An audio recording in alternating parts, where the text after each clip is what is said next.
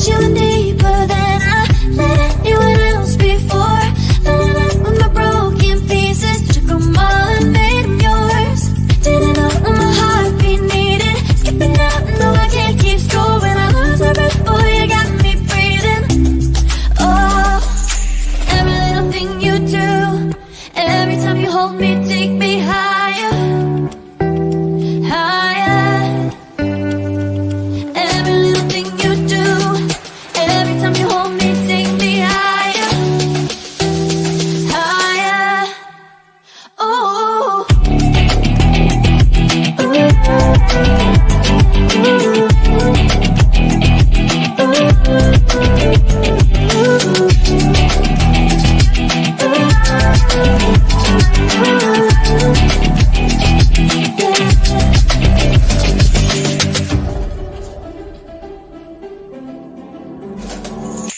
magic. No, I'm never letting go. Now that I have it with you. When you kiss me, it's like the stars fall out the sky onto my heart to cover up what I don't wanna show. I let you in deeper than I let anyone else before. Filling up with my broken pieces, took them all and made them yours. Didn't know what my heartbeat needed, skipping out, no I can't keep score. When I lose my breath, boy, you got me breathing. Oh, every little thing you do, every time you hold me, take me higher, higher. Every little thing you do, every time you hold me, take me higher, higher. Oh, you take me higher, you take me higher, baby, you take me higher, you take me higher, baby, you take me higher, you take me higher, baby, you take me higher, yeah, you take me higher, baby.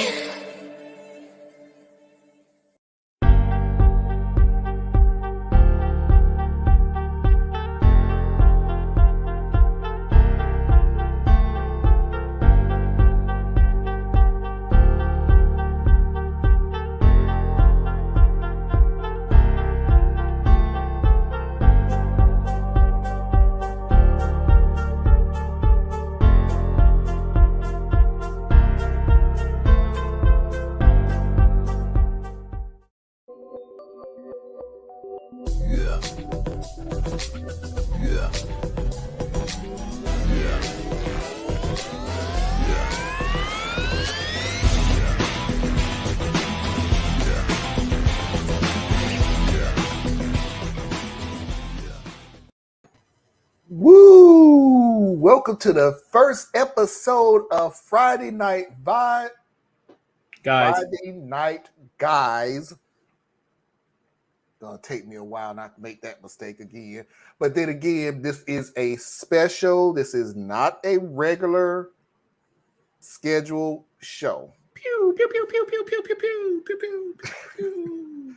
But this is a special. Just the guys today.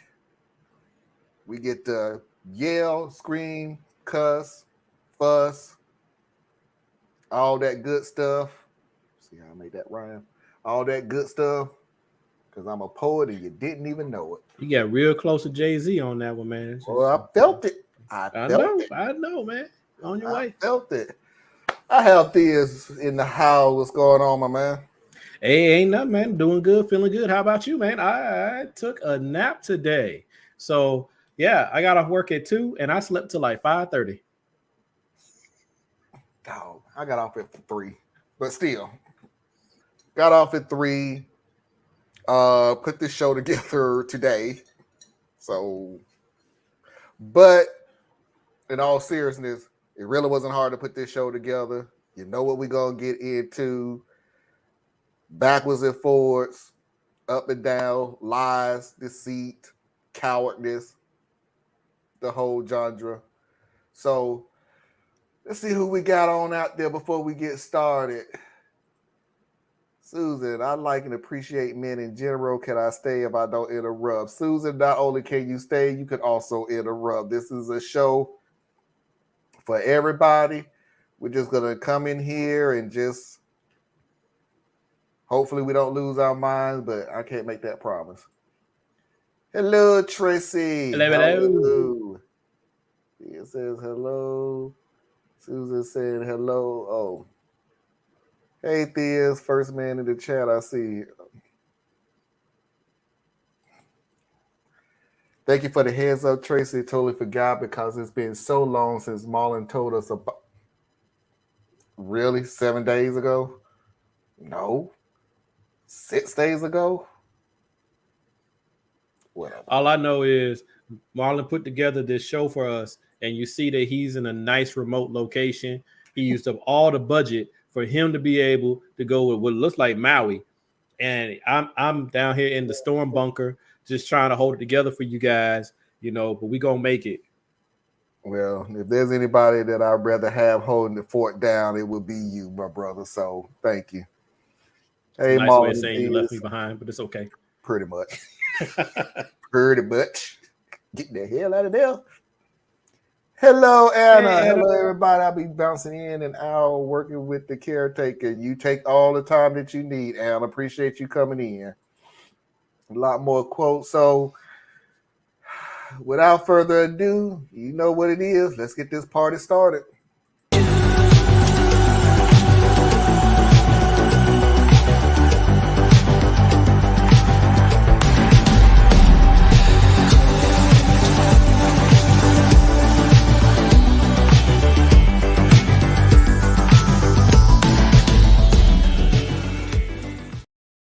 And that breaking news, another mass shooting in the United States, this time at an elementary school in a small Texas town. 14 children are dead along with their teacher. Students seen running out of classrooms when the gunfire broke out. This school massacre happening in Uvalde, Texas. It's a small town of less than 20,000 people. It's about 80 miles west of San Antonio. Eyewitness News reporter Jory Rand is live in the newsroom with more on this breaking story. Jory. Ellen, Colleen, this is another dark day for this nation. We are awaiting a press conference from authorities in Texas that could happen at any minute. But this happened in the small town of Uvalde, Texas. If you haven't heard that name before, it sadly will now be known the same way we now know the city Sandy Hook. An 18-year-old high school student from Uvalde entered Robb Elementary today with a handgun and possibly a rifle as well, and shot and killed those 14 students. This school was second to fourth graders, so we're talking 6 to 10-year-old kids. The gunman also shot and killed a teacher, and the governor of Texas reporting that 2 law enforcement officers were also shot, though they survived. The shooter also apparently shot and killed his grandmother before heading to the school and carrying out this rampage. The shooter himself was shot and killed. We are still awaiting word whether it was law enforcement that did it or whether the shooter killed himself, but we are told that members of Customs and Border Patrol's elite tactical unit happened to be in the area. They raced to the school and responded to help. One of those officers was one of the 2 officers to be shot. But again, 14 students dead as well as a teacher. So I didn't want to play the whole video. That's just a little bit of background on what happened last week. And every freaking thing that we heard in that video, plus the part I didn't play, utterly and completely changed. I'm not even gonna say changed. That's a lie. The truth is slowly trickling in. That's a better way of saying it. So what we have here is an 18-year-old kid who turned that day. Man. 18-year-old man who just turned 18. First thing he decided to do is go get him a gun, a rifle. 2. Second thing he's decided to do is go ahead and go shoot his grandma in the face. Surprisingly, she's still here. Still alive. Third thing he decided to do is to steal the was it a truck or a car? It looked like it was a truck. Stole the truck, wrecked the truck near, I guess, was either a grave site or a funeral home. 2 guys heard the wreck. runs to see what's happening. Hey, somebody hurt, what's going on? He jumps out, starts shooting at them. Didn't hit nobody, run in. Call 911. Can't remember the time frame of when the first police got to the funeral home. He goes in the side door, was confronted by a person, a safety officer. Oh, we found out that person doesn't exist. No. I want to tell the story the way they were BSing us for the longest time.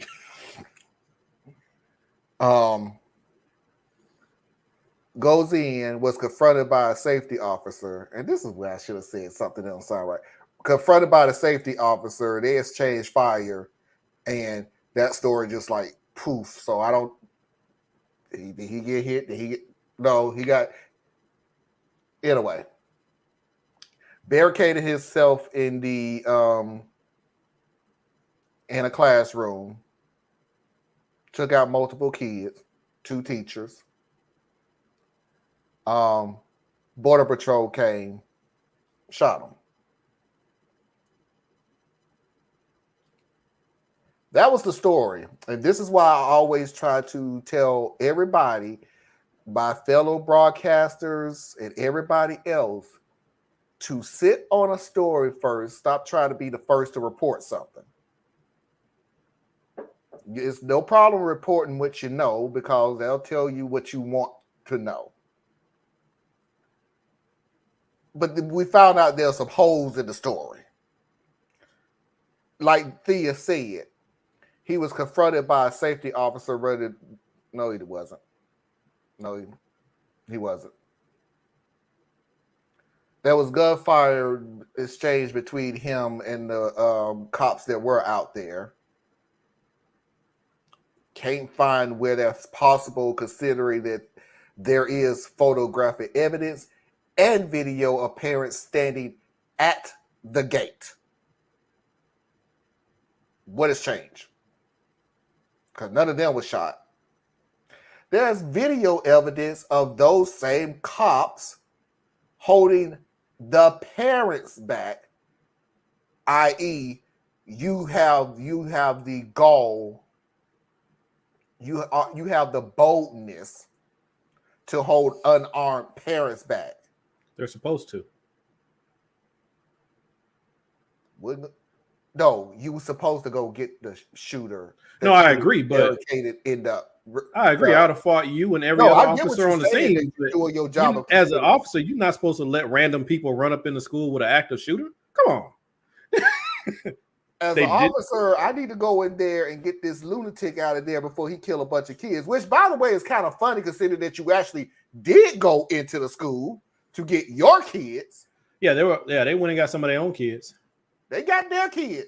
They were bold enough to do that. But they decided the ones in the classroom were already dead. So let's just wait till he goes to sleep. What's the rush? Yeah. But I got a whole different angle. Well, go ahead. I'm sorry. You always have a whole different angle. That's why I bring you on here. You would always have a whole different angle. We never agreed on absolutely nothing on this show. Nothing. We agree all the time. We don't agree on Jack.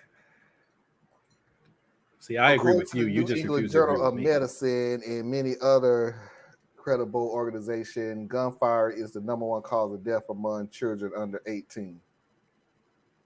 In America. Yeah. Couldn't help but.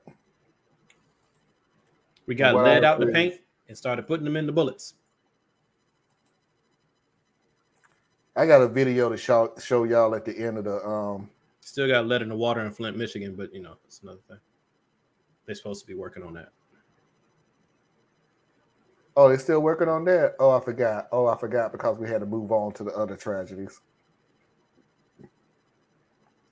Let's go ahead and get to the first lie. And tonight there are serious questions about how long it took for law enforcement to respond and take out the gunman in the Uvalde elementary school massacre. During a press conference today, DPS officials said the suspect was not confronted by a school resource officer as previously thought, before he entered an unlocked door. And it appears he was barricaded inside that classroom where he killed 19 children and 2 teachers for about an hour before he was finally shot and killed. It is shocking and upsetting news for families of the victims and the community as they struggle to cope with the immense loss of so many young lives and the 2 teachers who tried to protect them. Again tonight, we have team coverage in Uvalde. Adam Bennett sat down with the father of one of those young victims. But first, Xavier Walton with a closer look at the timeline of how it all happened. Xavier. Len, Mia, you mentioned it just a second ago. It took approximately 60 minutes for a tactical team to get in place before entering into Robb Elementary School. Sadly, by then, it was too late. That's fear mounting with frustration as families were trying to rush into Robb Elementary School. Authorities say at 11:40 Tuesday, the gunman entered through the unlocked back door. 4 minutes later, Uvalde police and Uvalde ISD officers make entry. They're met with gunfire, take cover, and call for backup. We need equipment. We need specialty equipment. We need body armor. We need precision riflemen. According to DPS, with the gunman barricaded inside, it took approximately 1 hour for a tactical team to arrive. We need a sniper. We need a helicopter. Hey, can you bring in Rambo and who's the guy Chuck Norris played? Bring him too. We need a bazooka. Can we get a tank? You're in Texas. Don't act like y'all don't have tanks. Yeah. Hey, where's SEAL team? Bring the SEAL team. We need the SEAL team. You know the one that got a Sama? Yeah, bring that guy. Oh, he's dead? Okay. Bring his cousin. We'll take his cousin. Can we have his cousin? Yo, for real. I mean, I'm sorry. You know far more about the minutia of this situation than I do, because I view this as being like trauma porn. So I purposely haven't tuned into much of it. But I mean, come on now. They literally have trained for active shooter drills in this specific school. This school, not a school like it, right?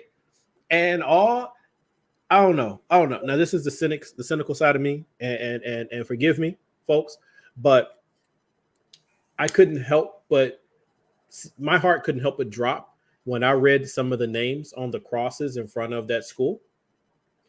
And this was a Latino shooter who went in and murdered Latino children, because apparently this community is roughly 90% Latino.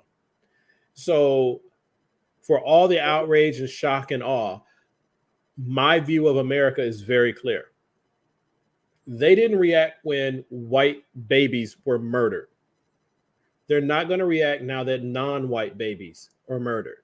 They didn't react when black elders were murdered in the church. They didn't really react when black elders were murdered in the supermarket. It's happening too quickly. So it's just going to be more of the same. And next week we'll have a new one. Yeah. Hopefully it won't be the babies this time. But the people who claim to be all about the babies. We have to do it in sections. So the last one was an older group. This one is the younger group. So the third one is going to be down the middle. It's going to be young adults and everything else. And it sounds cynical. But at the same time, if for anybody to sit there going, oh, woe is me, look at the fucking history. They call me a liar. Look at the fucking history of it. And try to admit that I'm trying to make this as worse than I'm making this worse. Yeah, talking about it somehow makes it worse. No, what makes it worse is, this infatuation with these weapons and the ease at which it is to get them. This person allegedly was able to get this crap on credit. So you're 18.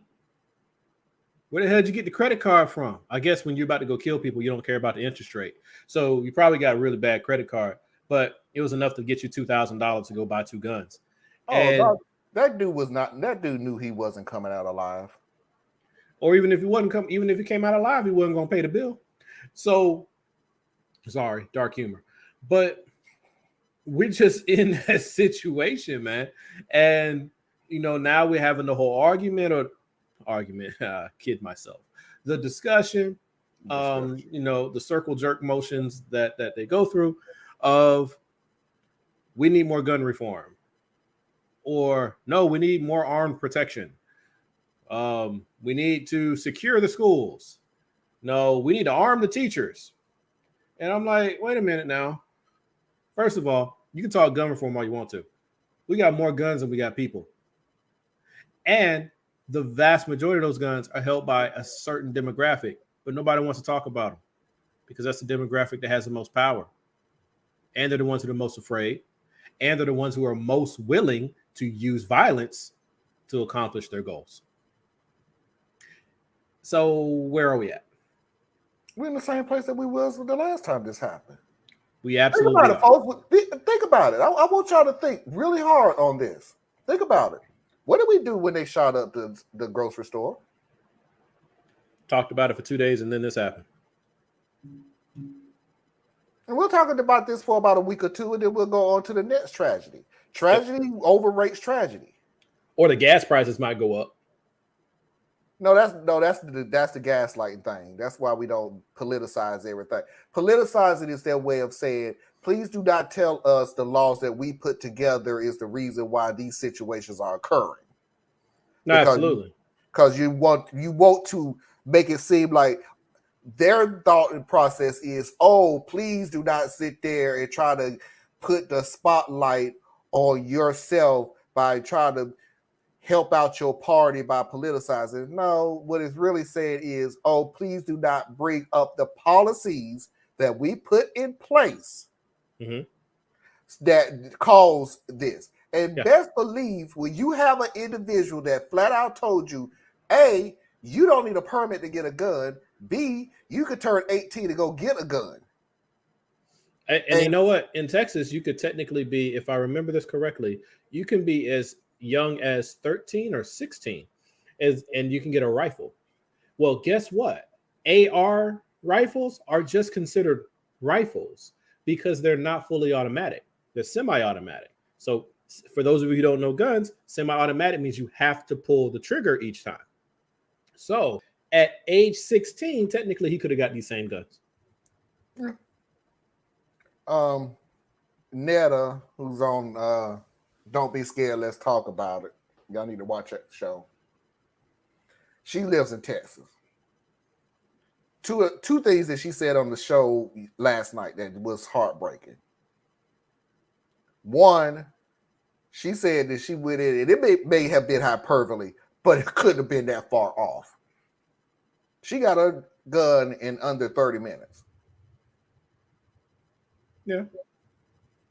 Two. That's about how long it took to get mine. It might not even take that long. Two. And I'm in Georgia. Her kids ain't going to school. And they're nowhere near that area. And her kids are afraid to go to school. You know how heartbreaking it is? Because you sit there as a parent all the time and go get your butt up and go to school. I know you don't want to go to school. Get your butt up and go to school. Oh, I'm sleepy. Oh, I'm tired. Oh, I didn't do my homework. Oh, the teacher don't like me. Oh, the kids don't like me and everything. You've heard those excuses hundreds of times. You can't say jack squat about this. Because deep down, you're scared. You're afraid that those kids that you kissed on the way out the door, 50-50 chance they're coming back. And ain't nothing you can do about it. Yeah, I agree with you there. Here I go. So for years now, myself specifically, but many people far beyond myself, have been begging parents to go to school, be involved, check in, do something, show up occasionally. You don't have to harass your child. You can go volunteer in the library if that's what you want to do. You can volunteer in the cafeteria. They'd love to have you. I promise you. But you're too busy. Gotta go work. Or when you don't have to go to work, just don't feel like it. So we have to do better. And hate to tell y'all this, these kids are about to come back home. They are about to come back home. Because if you're paying attention to what is happening on a larger systematic process here, they have discredited public schools. They are making it so teachers are considered the bad guys. They're making it so information is considered scary. They're trying to make it so that you can bring your tax money away from the public school and move it to the private schools. They are consolidating classrooms because the teachers are not protected because you don't come to the school and you don't raise your children. So they're sitting here trying to take care of 20, 30 kids that have no behavior controls, that are hitting teachers, biting teachers, threatening teachers, all of these things. The schools aren't protecting the teachers. You're not protecting the teachers. Your kids are bad. And all this is happening. So teachers are quitting. So the classrooms are getting bigger and bigger. Now, on top of that, they're about to turn these schools into fortresses. They couldn't find money to upgrade the school library, but I bet they find money to put in some metal detectors and some more police. The last thing our children need in the school are police. It's the last thing they need. The police didn't help them here. The police were sitting outside. They got body armor and rifles, and they're scared to go inside and do their job. But they're going to be real tough when they're the only one sitting there with a 14-year-old, 15-year-old kid who's in the middle of an emotional crisis because they're immature, but that cop is sitting there. So I'm like, man, look, be ready. Kids are coming home. And I hope you have an idea of how you're going to homeschool them. Because it ain't going to be up to you. Then what did I tell you? Sorry, I got upset. I understood what you were saying. I understood what you were saying when you were saying, yeah, they should have stopped the parents from going in. I got that. But I just can't fathom the fact that your little scared ass couldn't go in there and stop that killer, although you was able to go in there, you was bold enough to go get your own damn kids. But what did you do? You wind up turning to the unarmed parents. And you were bold as hell then, wasn't you? Yeah, you were real strong with them. Head down on the damn ground. You were real strong with them. Hell then, wasn't you? Yeah, because you got a threat. So what is it saying is you gonna put them same people in the classroom, in the schools with your children, and amazingly find out how many bad kids there is. They're already bad, but they talk bad.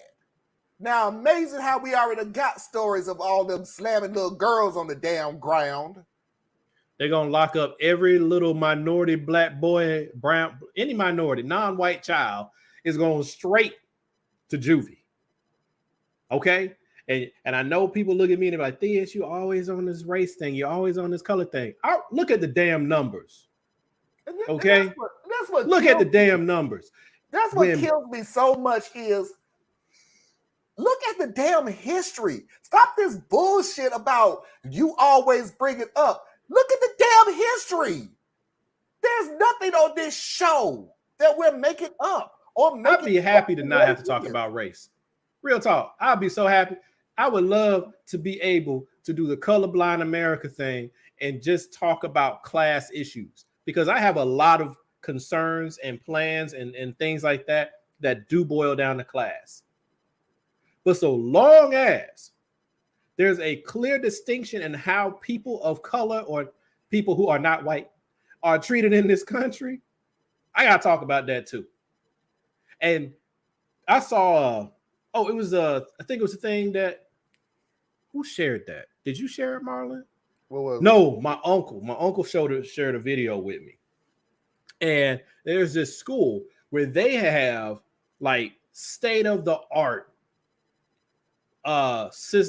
security systems in the school. Like they have drills for the students. And there's a red line painted in all the classrooms that denotes where the line of sight is from the door. So all the students can get behind that door. They have their barricading drills. They have smoke bombs that deploy from the ceiling that is monitored by the school as well as the police department live at all times. They have reinforced doors, bulletproof doors on all of the doors. They can remotely lock the door like a control center in a prison. But what I noticed, one, that system costs almost $500,000. Two, that ain't gonna be in our neighborhoods. They're not gonna do it. We have to do, we have to do hood protection. But these mass shootings, now this is not to absolve anyone, because we have a problem with gun death. Okay, mass murders, or whatever the FBI decides to term them, more than 4 people were shot or something like that. That's just their bucket, because we got it so often they gotta put a label on something. But the number one gun death is self-harm. Okay, and then behind that, I want to say it's like domestic abuse situations. Domestic abuse. Then you have anyway, the mass shootings is not top 3. It's just the one that catches our attention the most. We gotta do something about handguns too, but we're not gonna do it. No. I can somehow find a way. I haven't figured it out yet. I can somehow find a way to make you all hate machine guns.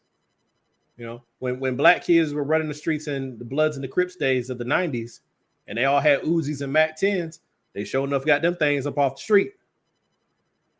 So they can do it. They can make AR-15 style weapons the boogeyman, and they can do whatever they do. They're not going to touch a long rifle, and they're not going to touch a handgun. Ted Cruz want to make sure the kids are safely locked in school. Ted Cruz is the same moron sitting there talking about one entry schools, one door. Like they just built multiple doors on accident. That somebody decided, no, we should only have one door. No, my question so everybody can die. So when we have a fire in that school, this is going to work out real great. Yeah, because we're going to put bars on the windows or make them bullet resistant, right?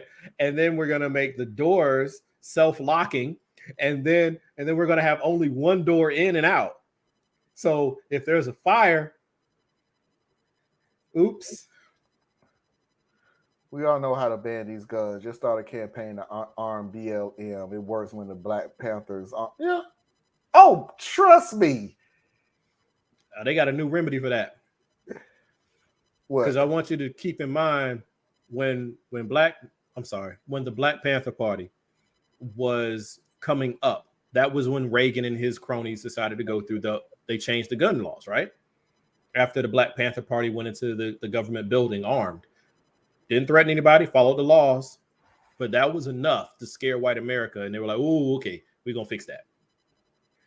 But what followed? What followed was a systematic murder and putting Black Panther Party members in political prison, many of which are still in political prison to this day. So I actually advocate all people, black, white, brown. I think everybody should be armed at home. At home. Okay. You don't need it when you go outside. I'm just saying. But that's just my take.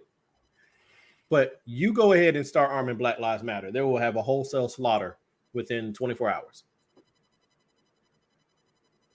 The idea of us fighting back, not us fighting back, the idea of us fighting back is met with maximum force. And I told a colleague of mine, so I'll say it on here too. When that gentleman was knocked down by the cops, the older man, the older gentleman, bleeding out the side of his head, and I warned you, and I'm again history. I said, do you know how much they hate Black people when they're willing to hurt you because you supporting us? They've been doing it since the beginning. Do you know how much hatred that has to take? No, they're willing to hurt you simply because you support us. Willing to kill you. Willing to kill you. Look at the bus rides. Look at what's the term? Abolitionist movement. They're murking white folks left and right for lining up, not for black folk, for lining up for decency.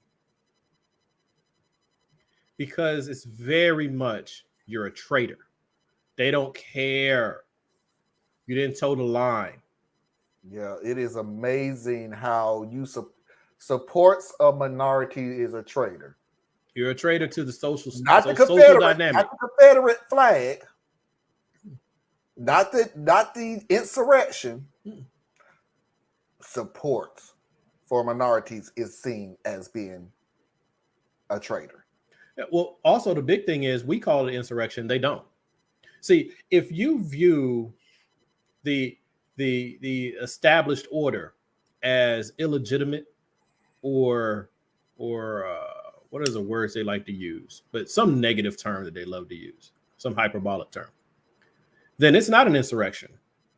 It's actually protecting and standing up for what you believe It to be was right. a peaceful protest. It was No, not that. No, I'm literally saying they're saying they're right. Period. They're going to package it with new words, but it's kind of like it's like me on the opposite end. Because, for example, remember with me, I don't view reacting to violence as being violent. Right? So that's my personal stance.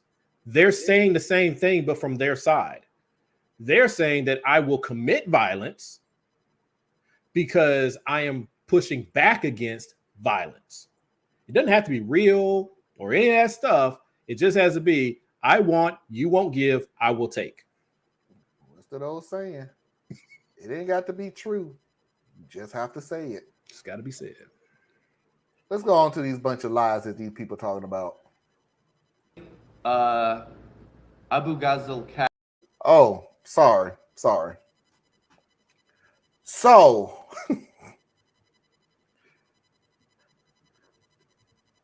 what are the alternatives? How can we fix this? What can we do to change this? I have ideas, but we'll wait. Oh, no. Because I guarantee you, I've known you less than 2 years, and I guarantee you, none of your ideas is coming up on this next video. None of them is coming up. I promise you. They might. John Adorola has a really good, he's really smart.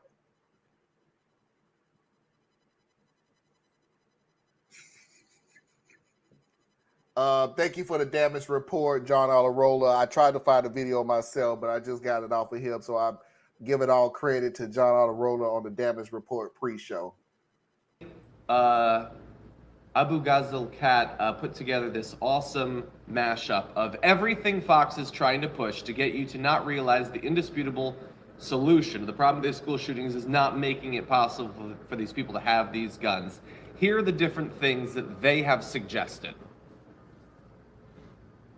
I advocate always for an armed security guard. Armed school safety officer. Armed deputy. Arming teachers. They had those things, by the way. And prepare and train teachers and other administrators. Armed school Like staffers. the principal? Bring in policemen. Training the students themselves. Retired They're already military, trained. Retired law enforcement. We can offer them tax breaks. If you give law enforcement the opportunity to impose martial law, we can guarantee safety and security. Securing that perimeter. Martial law? Providing kind of a ring of steel. You have the fences, you have the main administration building, and then you have wide gaps on either side. The fencing's not very high. Where the What- doors locked, what- bulletproof glass. Why all would a of these higher shootings fence have happened matter? At the same time that we see religion and Christian values and Judeo-Christian values declining. Anybody who decides that they want to do something like this should immediately know that attacking a school is a death sentence for them. Kids are They afraid of all being know left they're gonna sick. die. They know that. They always die. Letting these schools be gun-free zones. People need to put their phones down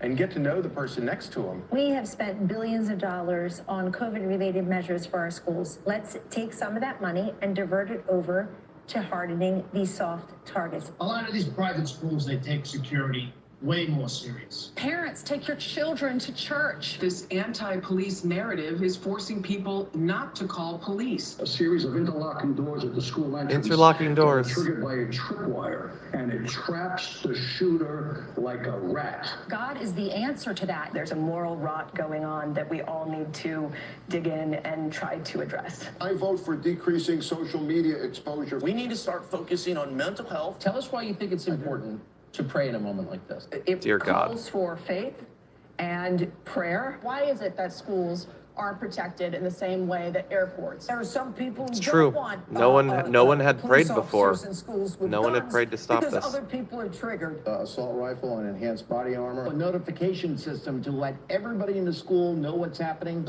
I think the gunfire does that. Talking about this stuff as it happens because I don't think it contributes anything positive. Don't talk about it after. For raising their children properly. Ballistic blankets. We just don't have the resources to get law enforcement there quickly. How about Oh an my God. executive order for these mental health facilities? We have to start rebuilding this country and returning to God. I arm myself everywhere I legally can. It's up to you to protect yourself. Jesus. Throw the damn towel. Throw the damn towel. Rocky, get out of there. Get out of there. If I hear one more, and I'm sorry to all my baptized believers, if I hear one more idiot talk about this, pray this shit away, y'all making me mad. Y'all making it real hard for me to stand up for you. See, I know y'all think I'm real critical, and I am. I'm very critical. But I stand up for you guys a lot. Every time you say some dumb shit like just pray on it. Look, God sent you. You're here now. Mankind is doing shit. God sent other mankind peoples do shit. Stop having the rifles and this addiction with killing people. Stop imagining that, oh, if the person comes in, I'm going to pray and magically they're going to evaporate. When you seen that happen? When? You think your faith is better than the faith of the people that are dead right now? You think they didn't pray? You think they didn't believe? I'd be willing to bet one of the major things you heard each time these people were being murdered was, "Dear God, help me."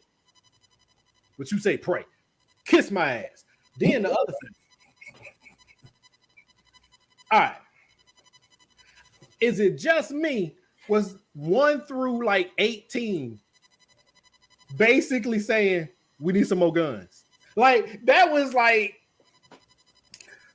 different ways to say get me some guns. No, these idiots, and I'm gonna call you idiots because y'all look like half of y'all didn't even see what happened. Y'all read what happened.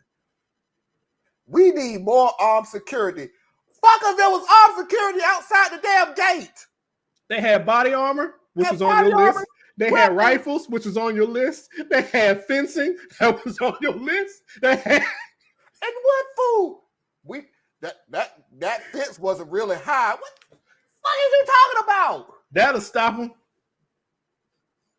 He used the door. He walked through the door.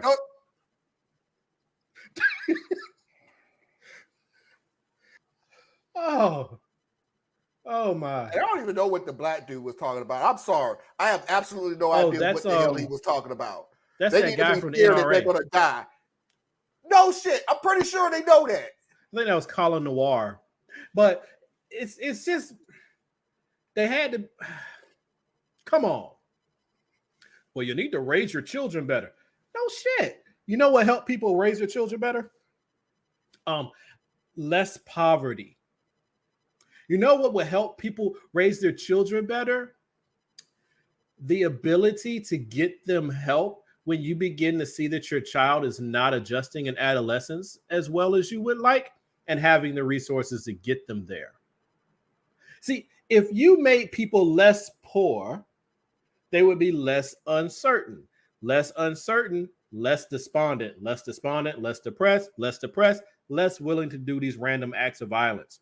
It doesn't solve it all, but that's why it's a multiple what do you call it? Multifaceted approach.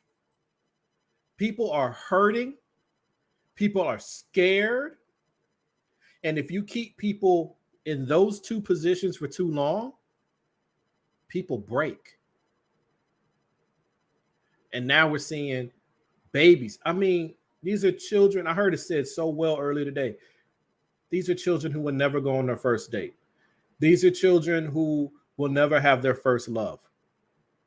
These are children who will never get to go to middle school, go to high school, or join the band, or play on a football team. It's just... It is so, it's totally amazing to me. And I saw, I'm going to see if I can find it on my Facebook. I put it on my page, on my Facebook page.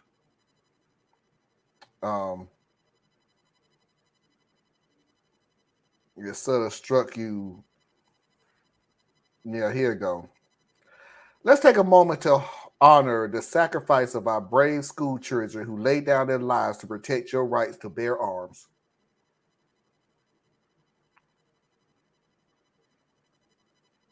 You know, if they could say it without it being really like they need another week or two before they try to say that. You know, but you've already heard versions of it. The price for freedom. The cost of an open society. You can't tell me that, man. Look, out of all these countries that they measured, America has like 288, as we classify them, mass shootings a year. That's like almost one a day. Okay? They're like taking holidays off. That's pretty much what they're doing. They're taking a holiday weekend off. Other countries, closest one was like 8. Who was that? 8. You and I'm gonna hold this to the end before we go to break. But I've been talking to Theas, I've been talking to Tracy, I've been talking to Anna, and all I'm gonna say is you got 24 hours. That's all I'm gonna say. Man, I'm gonna tell you what that means. I'm gonna tell you what that means before we go into the second hour. I'm gonna tell you what that means. Y'all got 24 hours. Okay? Okay. Let's go into these damn badass excuses. One thing that, of course, the American people need to understand is that officers are making entry into this building. They do not know where the gunman is.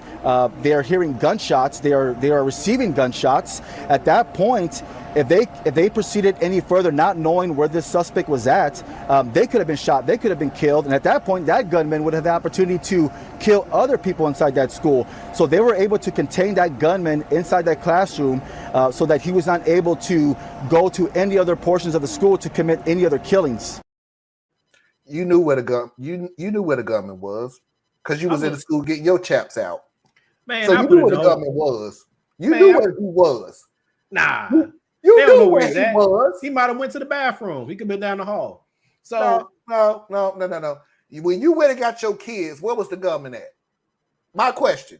When you went in there to get your children out of that school, where was the gunman located? He was busy trying to figure. I don't know. I don't have nothing for you, bro. Look, the thing about it here, these police officers like to walk around like Billy Badasses, and they always want to cry, bitch, and moan about not being respected enough and how dangerous their job is. Your job isn't even top 10 dangerous jobs in America, but that's another thing. But I will give you that it's a dangerous job because associates of mine who have been or are in law enforcement have shared with me, you're basically dealing with people in the worst 5 minutes of their life. So you don't know what a person's prone to do. But here's the thing. You're a cop. You are the most qualified person to engage a violent suspect. You've been trained. Whether it was good or not, I don't know. But it's good enough for you to come harass me. So you've been trained. You got rifles. You got shotguns. You got firearms. You got body armor. You have people who will go with you. So I don't buy the we don't know where he was at. You know what? You guys like to play soldier. You put on the outfit, you put on the costume so that you look like our men and women who actually go to war. Right? So you put this look together, but then you don't want to go to war. Do you think every soldier who goes out there on the field knows exactly where their enemy is? No, that's not true. That's not true, Theo. That's What's not not? true. They have no problem going to war. They just need to make sure that you're not armed. Well, yeah. When you're not armed, I keep bringing this up. I'm sorry. You was Billy Badass with the unarmed parents. You tackling people, putting them on the damn ground. You had your hand on your gun and your tasers.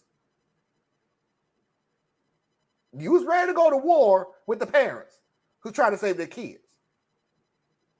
I'm not taking away from the fact that, yeah, it would not have been a good idea to let parents run in there to save their kids. I get that.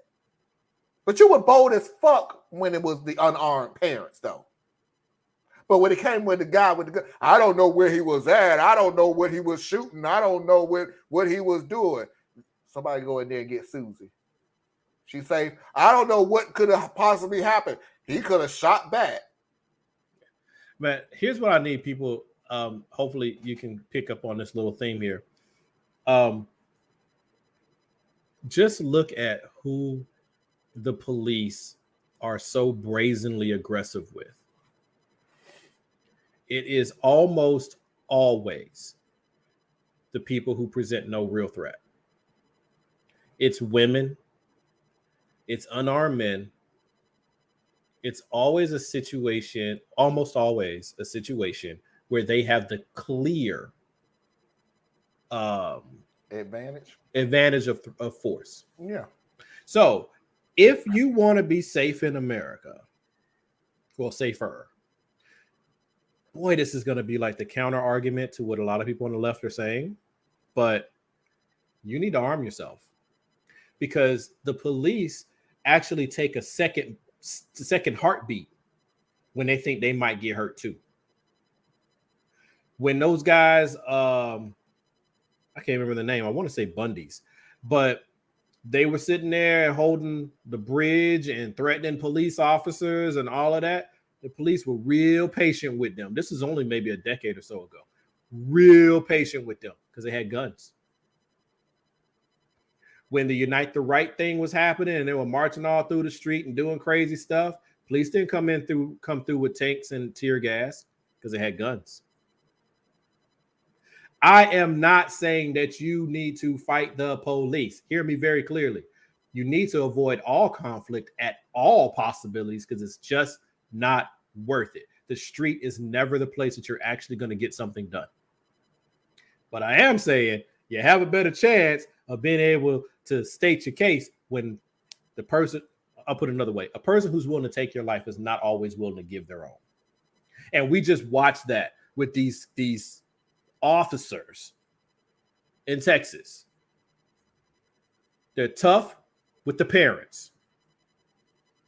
They're scared to go in the building to protect children who have zero protection. I already don't have a high estimation of police. I ain't got none of them now. None. You don't stop crime anyway. Well, I don't beat you by a year. You respond to crime. You don't stop crime. You respond to it. I don't beat you by a whole year. Yeah, but I'm sorry. I try to have this little piece of me that says, don't say all, because people get in the comment section on Facebook or wherever. Don't say all. You know what? Fuck it. All. No, I don't put them in all. I don't. I'm saying all. I don't put them in all. Prove yourself different. I have put Prove cops it different. in 2 categories. I have always put, since the protest, since George Floyd, I have put cops in 2 categories. Either you're the ones that are committing the crime, or you the ones that know who the ones that are committing the crime and you ain't saying nothing? Makes you want all to be. But I'm being, what is it? Oh, whatever. Because I'm saying all because we all know there are exceptions. We all know that there are individuals who are trying to literally make change, who are really the ones who are patrolling the streets, and they really get to know the people in the community and their very heartfelt connections. We know those people exist, but you know what? The bad people are hiding behind those people. So I'm done letting the bad people hide behind the exceptions. No, the exceptions are getting rolled up with everybody else, and you just continue on being exceptional, buddy. Okay. Well, all y'all a problem. Well, here's a video. It'll probably be taken down later on tonight. Got my heart. It's all palpitating. All right. Like my wife said, yeah, all right. Here's them finally admitting that they did something wrong. 19 kids dead late, but and 2 adults. And 2 adults. But here's them admitting something wrong. Some are now asking what happened in the time it took to stop the gunman who terrorized Robb Elementary School. Disturbing questions surfacing about law enforcement's response to Tuesday's deadly school shooting, including why it took so long for police to confront the gunman and why the door he used to get into the school was unlocked. In a situation where every second counts, heartbroken relatives are demanding answers. Where I'm sitting now, of course it was not the right decision. It was the wrong decision, period. Conflicting details and shifting timelines provided by authorities in the days since the massacre, only adding to the uncertainty. And now officials are trying to clear up the confusion, giving a minute-by-minute description of events. At 11:33 is when the suspect entered the school at the door. At 11:35, 3 police officers entered the same door as the suspect entered. At the center of the scrutiny, the time lapse between when the gunman crashed his truck outside the school and when tactical teams engaged and killed him. In that time, 19 kids and 2 teachers lost their lives. Thank you for admitting that you're wrong. Don't mean shit now. Don't mean a damn thing now. They just getting ready for the lawsuit now. Oh yeah. And old punk ass Abbott. They lied to me. Did they? Did they, Abbott? Did they? Oh, and I'm sorry. On a lighter note, those dumbass hats that they wear in Texas, man. What is that? Stop it. Okay, let's make something perfectly The hat's stupid. Okay. That's petty as hell, but okay. Them hats are stupid. Let's make one thing perfectly clear. Your horse is laughing at you. My God. I'm sorry. Make it clear, brother. Make it clear. I'm going to make this perfectly clear so nobody will have any confusion on how I fit with Greg Abbott. So nobody will be confused. Nobody can take this out of content or anything like that. Greg Abbott, you bitch ass idiot. You're the reason how this was able to happen. I will repeat myself so everybody can be totally clear on what I'm saying. Greg Abbott, you bitch ass idiot. You are the reason this was able to happen. I disagree with you. I didn't say he did it. I'm not saying it. I'm saying. Okay, what? The bitch ass part of what? No, he definitely a bitch ass motherfucker. Okay. No, I'm saying no. See that? This guy. This guy right here. See, this motherfucker. Yeah. See, the thing about it. Had he not just go a few seconds ago, what the hell was that? I was channeling all my drunk uncles Oh, okay. Real or imagined. All right, so fucking stroke. What the hell is going on? I was, whatever, man. So it's like this. For those who don't know, Gregory Abate decided it would be a great idea to cater, or whatever the right word is, to the scared white population of Texas who love their guns because they cling to their Bibles and their guns. One of the few things Obama said that actually was true. I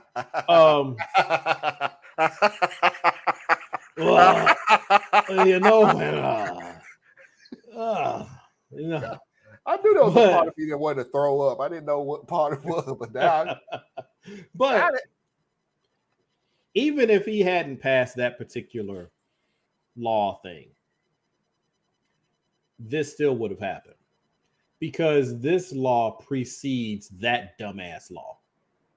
This law goes back to how they treat rifles. What he did is, in my view, every woman, every child, and I know it can happen to some men, so I'm sure it's out there as well too. But by the numbers, it's going to be women and children who suffer this, that die or are raped or assaulted in some way by someone with a handgun that should not have had one. That's on him. That's on him. But this one, Texas said, if you want a rifle, you get a rifle. And America, the Supreme Court and all them jokers said AR-15 is just a rifle. And now I learned something, because, I've been doing my research on the next firearm that I'm going to obtain. So I learned something where they have, like, we heard of the bump stock. Remember when the guy murdered all those people in Las Vegas? Mm-hmm. And for those who don't know, it kind of assists when you're pulling on the trigger mechanism, that it's bouncing, so you're able to shoot so quickly. It's almost like it's an automatic. They have another thing. It's a trigger that you can purchase that fires in both directions. So when you pull it, it fires. When you release, it fires. When you pull it, it fires and releases. You're able to fire twice as fast as you can pull the trigger. That's darn near automatic. But it's not automatic, so still a rifle. Y'all will come up with more rules and regulations to keep your handguns and to protect your children. I'm coming to 2 more videos. I just want to keep it perfectly clear. You got 24 hours. And then I'm going to go on my little spew. And I know Theus is sick of me. I know. I get it. I'm sick of saying it. You got 24 hours, though. So I'm going to say something. So my point is, but these last 2 videos, Democrats, y'all ain't saying shit. Not surprised. They think not it's a all. political Not opportunity. even closely surprised about you not doing a damn thing. So what can be done? What can be said? In other words, me and Thea's been saying, when people come to, well, what could they do? What can they do? I'm going to show you 2 occasions of what can be done. Exchange that we saw unfold just a short while ago. Excuse me. Sit down. You're out of line and an embarrassment. Sit down and don't play this stuff. Next shooting is right now, and you are doing nothing. No, you need to get out of here. This isn't the place to talk this over. This is totally predictable when you. Sir, you're out of line. Sir, you are out of line. Sir, you are out of line. Please leave this auditorium. I can't believe you're a sick son of a come to a deal like this to make a political issue. And that person you saw there behind the governor and the lieutenant governor yelling, you're out of line, is the mayor of Uvalde. And as he was being escorted out, Beto O'Rourke started telling the governor, turned around once again and said, this is on you. As long as gun laws in this state are not changed, then there will continue to be more children killed like here in Uvalde. Beto O'Rourke was escorted out of the press conference in the press briefing area, and he spoke with reporters afterwards. This 18-year-old who just turned 18 bought an AR-15 and took it into an elementary school and shot kids in the face and killed them. Why are we letting this happen in this country? Why is this happening in this state? Year after year, city after city. This is on all of us if we do not do something, and I am going to do something, and I'm not alone. The people of Texas are with us. The majority of the people of Texas are with us.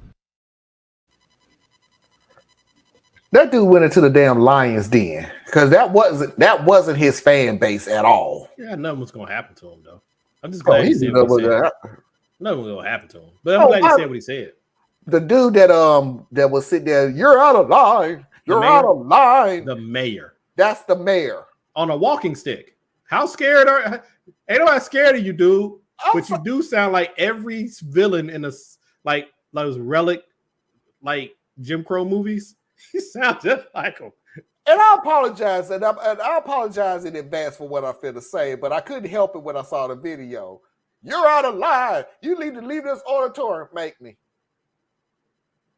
Bring your little Humpty Dumpty ass down here and make me leave. No? Yeah. Beto don't want that. Beto don't want that smoke. You don't want that smoke. No. Okay. But that would have been dope. That would have been so dope. Like, because Beto already, he about that work. I'll give him that. But he don't want that smoke. But that would have been cool. Beto, you guys, this is on you because I am the more pale yet physically appealing version of Barack Obama that you like so much. And I just want to tell you, this is on you. You have failed these people. Sir, you're out of line. You're out of line. You get up out of here, play. You're out of line. Come on down here, man. I'll whoop your behind right here in front of everybody. I'll beat you with your wife's purse. Abbott, you stupid. That would have been great. I kind of would have wished that like that though too. I wish so. I want him to eat though. He's getting a little thin there. Who, Beto? Yeah. No, he's got that swimmer's body. He's got that who's that president who got murdered? Kennedy. He's got that kind of Kennedy kind of thing going, He's a rich kid. He takes good care of himself. He probably doesn't eat anything that had a face. And he's good. I agree, Susan. Beto did good that day. Good old Beto. But old chunky butt Ted Cruz was sitting right there in the middle looking like some kind of Halloween creature. And you notice he ain't say shit. He ain't say a Did you damn know thing. Ted, you talk a lot. you talk a lot of shit. Till somebody walk up on your ass and then you like, I'm gonna go ahead and stand behind Ted, the governor. Ted did that Homer Simpson gift that we see, where he just slide into the bushes. You little wimp. Oh my God. They're raising their voices. You know how he saw something out of the corner of his eye. Because I know he was probably leaning in. Yeah, you tell him, Albert. Yeah, somebody walking up. Oh shit, that's Beta's. Yeah. As soon as the mayor got up and started yelling and cursing, I bet inside of his brain was like, I wonder what Cancun is like right about now. Because that dude was like, I don't want no parts of this.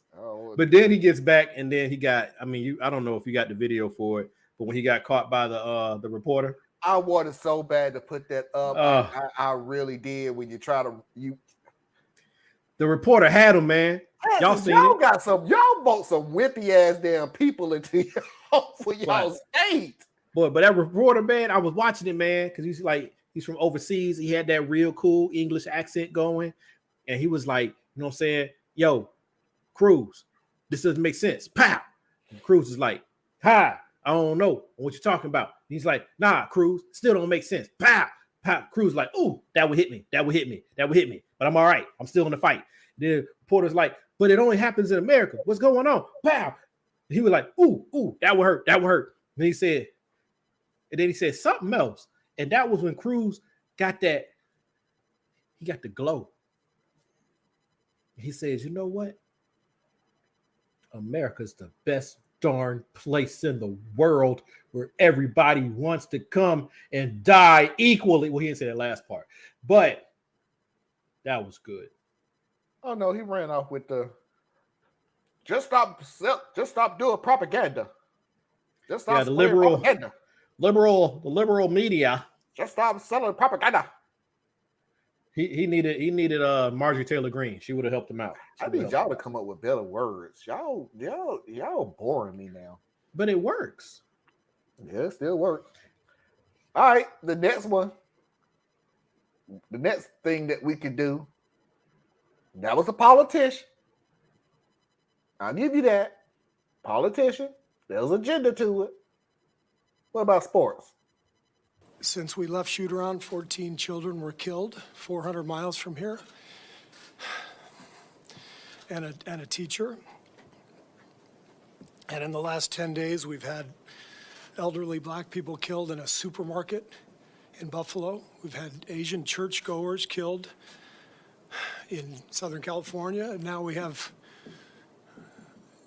children murdered at school. When are we going to do something? I'm tired. I'm so tired of getting up here and offering condolences to the devastated families that are out there. I'm so tired of the, I'm sorry. I'm tired of the moments of silence. Enough. There's 50 senators right now who refuse to vote on H.R. 8, which is a background check rule that the House passed a couple of years ago. It's been sitting there for 2 years. And there's a reason they won't vote on it, to hold on to power.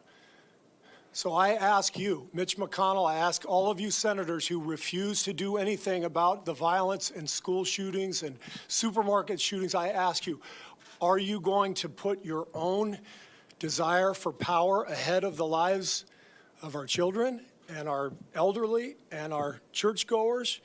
Because that's what it looks like. It's what we do every week. So I'm fed up. I've had enough.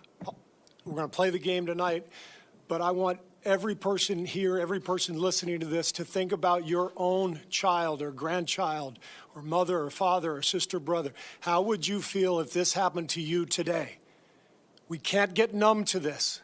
We can't sit here and just read about it and go, well, let's have a moment of silence. Yeah, go Dubs, you know. Come on, Mavs, let's go. That's what we're going to do. We're going to go play a basketball game.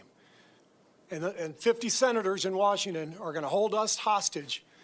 Do you realize that 90% of Americans, regardless of political party, want background check, universal background check? 90% of us, we are being held hostage by 50 senators in Washington who refuse to even put it to a vote, despite what we, the American people, want. They won't vote on it because they want to hold on to their own power. It's pathetic. I've had enough. And you know what's amazing? First of all, he's a decent dude, and I applaud everything he just said with the passion, the control. That was Steve Kerr of the Golden State Warriors. That's a championship-winning coach. And I'm gonna let you finish, dude. I just want to put it out there that this dude ain't trying to prop himself up from doing that dude is already accomplished. But he's known for being a decent person, all the way back to the Bulls. Okay, but he's a decent dude. He's a decent dude, and everything he said, it's just freaking pathetic that you don't hear it that raw, that real from the people who are supposed to represent us. You get it from people like me and Marlon and those of you who are watching, and Steve Kerr and some corporate people and some athletes and some entertainers. You get it from them. We got no dang on power. Why is it we don't hear this? Like we hear old mealy mouth Chuck Schumer saying who knows what, right? What the hell are you talking about? We're gonna put this to it honestly really don't matter what the hell he say, because the same shit that he said Tuesday will be changed by Wednesday. So, well, My problem, he doesn't really change his position. He's just ineffective. And then you got Nancy Pelosi and her old lazy ass. And then you got, all of the Republicans. And then you got good old Joe Manchin. It's why the establishment media annoys me so much, because when it was talking about our voting rights, when it was talking about the infrastructure bill, they had no problem putting Manchin on Front Street. But with this, he's doing the exact same thing. So and I'll even go back. Have anybody heard shit from the progressive, the squad? No? I would say you did. I think we did after Buffalo, because Maxine almost always shows up after those types of things. And I know old Clyburn said something after Buffalo, but that's the other problem. Okay, first, I'm gonna speak out of both sides of my mouth here. Congressional Black Caucus, y'all pathetic, because you don't stand up for Black issues and you don't make noise. You're just too damn old and you need to get the hell out. That's just what you need to do. I'm sick of you. I do understand the case that a lot of those of us who represent just Black politics have been making, which is we are sick and tired of always coming to the defense of every other marginalized group and lending our numbers and our voice. And then when it's our turn, it gets real damn quiet. But this affects us all. So the Progressive Caucus, the Congressional Black Caucus, whatever them weird names they got for the Democratic caucuses that sit up in there, y'all should be making noise for all of us. When you attack children,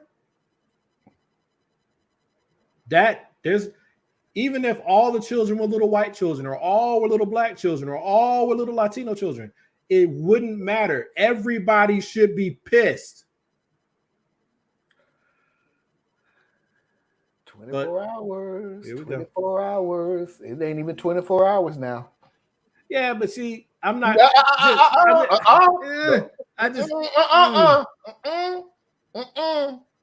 This is my news. That's it. No. Chris Bank, welcome to the show. I appreciate you coming in. What's up, man? Hire school guards and let the NRA pay for it by legislating high taxes on funds and ammunition. Chris, they had armed police outside the damn gate.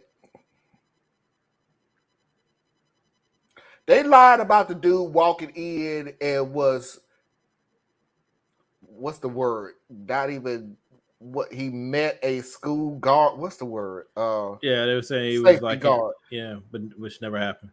The deal is, Chris, that hiring more security is their way of saying that they just need more guns on the street. Yeah.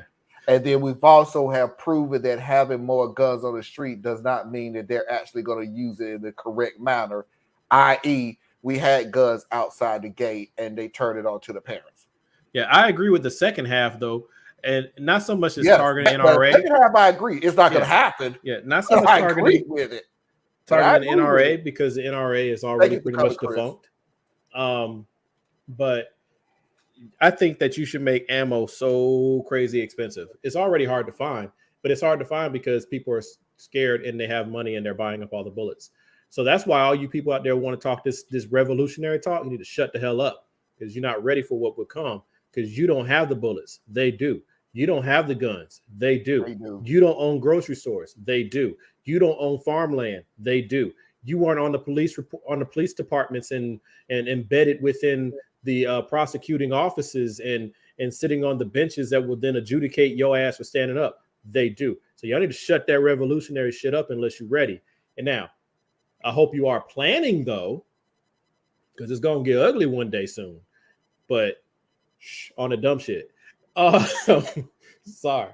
But the guard thing, the reason why I always kind of push back hard on that one is because have you visited these schools and met some of the school resource officers?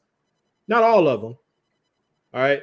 But many of them are not exactly who I look at and be like, yeah, that's who's going to run a quarter mile from one end of the school to the other to engage. You ain't even got to do, you don't have to go that far.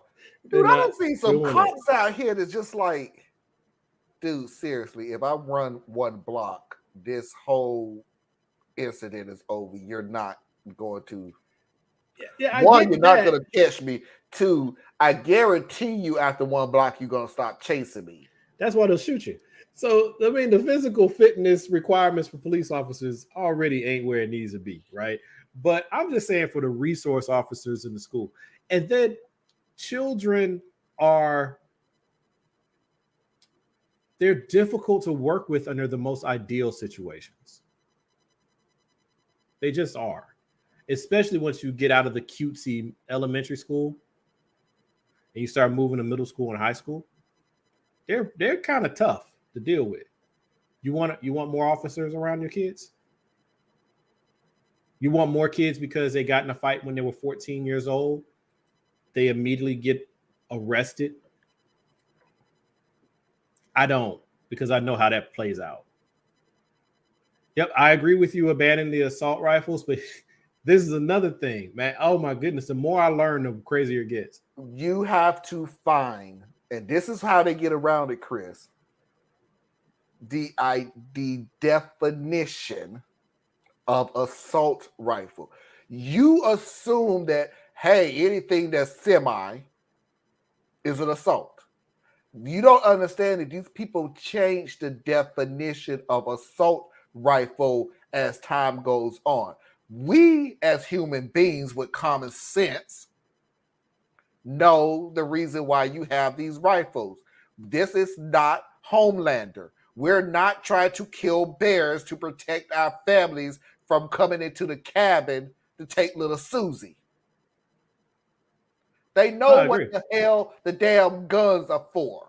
But they're going to change the definition of what assault rifle is. So even if you was able to say, we're going to ban all the sight rifles, we're going to ban them. All the sight rifles are going to be banned.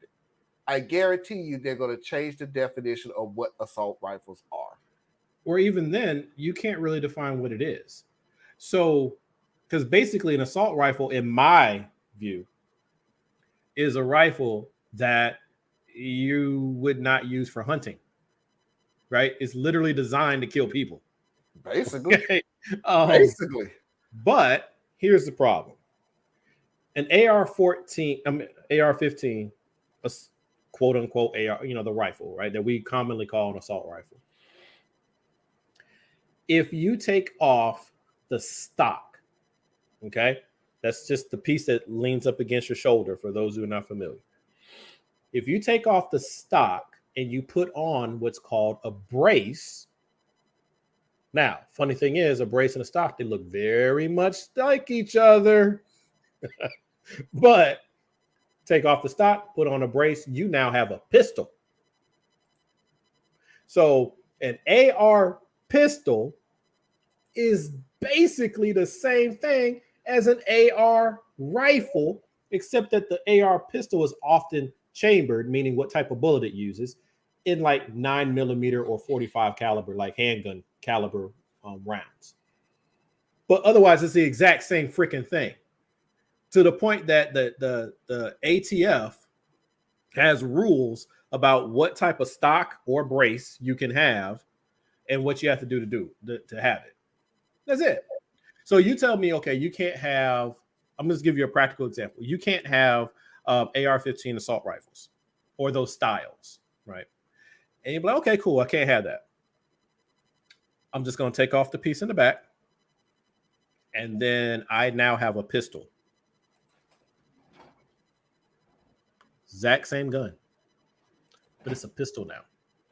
And that one I can have because it's just a handgun.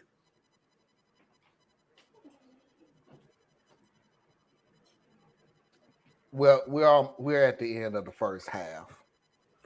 For I don't know everybody what else that's to do. brand new, by the way, please hit that like button. I really appreciate it. Which is going to be a shocker to Theas. So, are you ready? You ready? Yeah. This is the most people we've had on the show, period, ever. 2 people? Me and you? Yep. It's just me and you. This is the most people we've had. This is the most. So right now, I know it's a low number and everything, but sorry. I appreciate the God dog, and the number is still going up. I appreciate everybody coming out. That's what it's I like. appreciate everybody that's coming out. I really do. I appreciate it. But I'm gonna go ahead and get to my final point. But I really appreciate everybody coming out. Please do not forget to hit that like button. I truly appreciate it. Really, I do. The more likes that we get, the more it will get into the algorithm that, hey, this is a show that people should watch on their first page so people will see more of it. So thank you for those who hit the like button. If you haven't, please do not hit it. So I'm going to go ahead and get my point across so Diaz can go ahead and get his smirk in. And subscribe, and subscribe, and subscribe, and subscribe. subscribe. And subscribe. Subscribe is free. Several shows. Trust me. We don't, you'll enjoy us. Trust me. 24 hours. All you little pro-life people, where the fuck you at? All you pro-life people, where is the protest? Where is the march? Where is the wording? I will lower my standards, which is about damn near 1 feet above hell at this point. Where you at? Because your first initiative of always doing something was, hey, we're doing it for the children. That fucker went into a school, shot 19 kids, 2 adults. I ain't heard shit from you. Because they're the same people who are like the guns. Come out your damn mouth. Where the fuck you at now? Don't ever. I don't want to hear shit come out of your damn mouth from this point on until the day I leave this earth, that everything that you have said and everything you have done has been for the kids. You are a fucking liar. You are not pro-life. You are pro-control. Because we got proof that 19 children are not going to graduate, are not going to get married, are not going to have a job, are not seeing the next day, and you ain't said shit. Fuck you. Hey, Marlon, I got it, man. This is how you get them. This is how you get it. All right. Pro-life people, which are really just anti-abortion people, right? So what you need to do is you need to give them something they can rally around. Okay, we gotta market this thing. Okay, so here we go. That's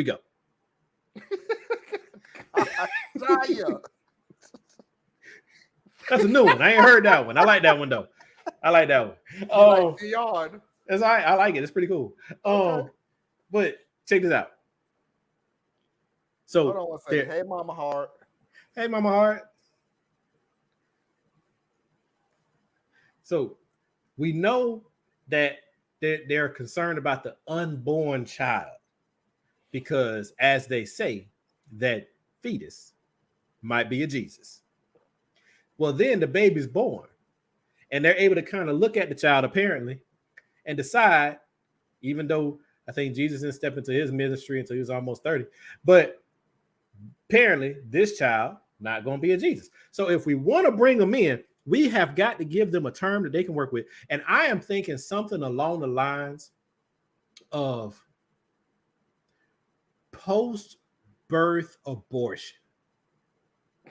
What the hell? Or post-delivery abortion. Because, you know, they don't like late-term abortions, right? Because they say that people are having abortions when the baby's coming down the birth canal, right? Which, if you abort a child coming out, isn't that just delivery? But anyway, they're making you stupid, Thea. They're making you. But I'm just saying, because we're trying to bring them in. See, we're bringing them in, right? They need something, and so You're against abortion. I'm against murder. You say abortion is murder. So how about you and I team up to stop post-birth abortions? Okay, you have your way of saying it. I respect that. I will give my take on it, okay? How about all pro-life people who haven't said anything about the murderer of 19 kids shut the fuck up? That definitely fits better on a bumper sticker. You full of shit.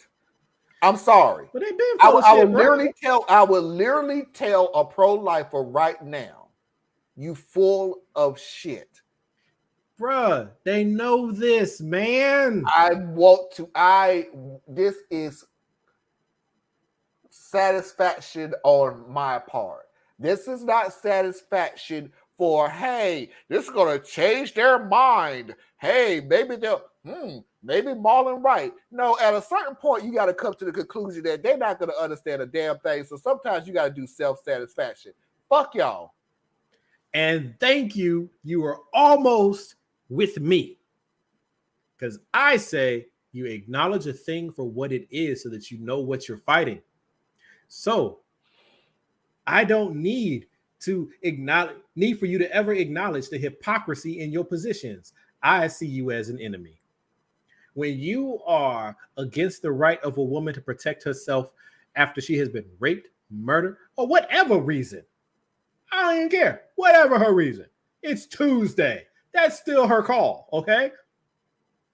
But on the other hand, you all for sending weapons to Ukraine, or you all for invading Iraq and Afghanistan, or you all for making sure that we have unfettered access to lethal weapons, or you stand against feeding poor people because it'll disincentivize them to work, or y'all are so full of contradictions and bullshit that I ain't trying to wade through it, because the more I try to wade through your bullshit, I end up smelling like you, and you guys stink. So, nah, you just bad people. And you're bad people. You're bad people. You really are. You're bad people. You will sit there, and like I said, this is why I'm so upset about pro-life people. Because y'all are the ignorance of the ignorant. Y'all will actually go to an abortion clinic and yell and scream and curse and threaten and everything else. The doctors, the patients, everybody else, the nurses that involved. Y'all would do all this shit. I'm sorry. I still have to go back to the thing that I said at the beginning. 19 kids, and y'all ain't said shit because you put metal and steel ahead of human life. Y'all are fucking losers. And then let's broaden this lens a little bit. 19 children were murdered. Okay? Some of them so disfigured that their family couldn't identify their own babies. Okay? Now, what other children witnessed some of this carnage? All the other children know it happened. All the other teachers know it happened. Imagine being one of the teachers who survived. Imagine that survivor's remorse. Imagine saying to yourself, what else could I have done? Imagine saying to yourself that I couldn't save little Johnny or Javier or whatever the baby's name was. Imagine carrying that shit with you for the rest of your damn life. No. These people are messed up. I'm going to tell you who's going to forget about them next the rest of their life. The little girl who actually took blood off the ground and smeared it upon herself and pretended that she did. And was calling the police. The same girl. I mean, we're talking about an elementary kid who had that presence of mind. She had more street smart than you little fuckers that was outside the damn gate that was scared to run in. And y'all was armed more than she was. You was armed with body. You was armed Anna, with you're body. right, Anyway, because we got to get on to the second half, or we'll be going into Yeah, we probably will be going into Saturday. But fuck it, I ain't got to work. I ain't got to work Monday. I ain't got to work either, but there's this thing called sleep. We had a nap. I know. Anyway. Don't be using up my sleep budget. You all right? I have to read this out because it was Anna. Anna is one of our people here. And I had to make sure that I read this because I have to make sure that I put this in perspective. Actually, a lot of pro-lifers believe the crap that they have been indoctrinated with. They can't see through their hypocrisy. It's the politicians that I don't believe that shit and make money off of it. I just want to make sure that everybody understood that Anna cussed. And yes, but when she cusses, it's adorable. I know, it's so cute. That's why I wanted to say it. Love you, Anna. Love you, Anna. Quit calling the pro-lifers language matters. That's why you're they right, call Susan. themselves there. You right. You right. You are on point. We finna go into the second half because I knew this show was gonna be like this, and brother, I appreciate it because we are killing it. Hey man, it's always good to chop it up, bro. Always good. Wait a minute. Now, if I curse, if you curse, something was wrong. Something wrong. Really was really bad. We have to like stop the feed and find out what's going on. Anna. You made us proud of you, and then you come up with this fucking curse all the time, spelling fucking like I don't even know what the hell that spelling. Fucking cuss. It's a high class cursing.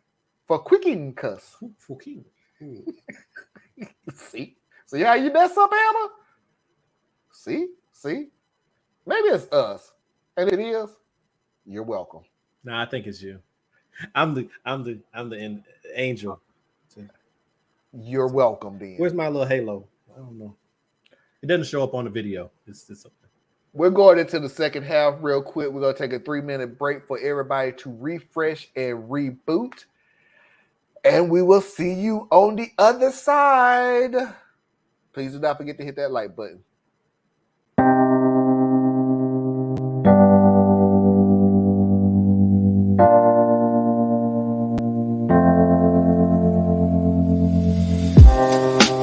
Living for weekends, wishing I could take a break from this world.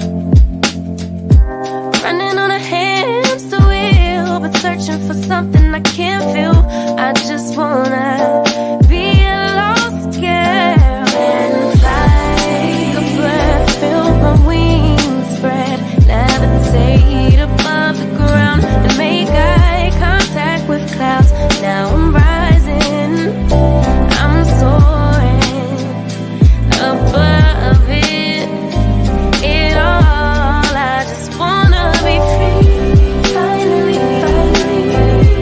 I wanna be free, I wanna be free, finally. I wanna be free, finally.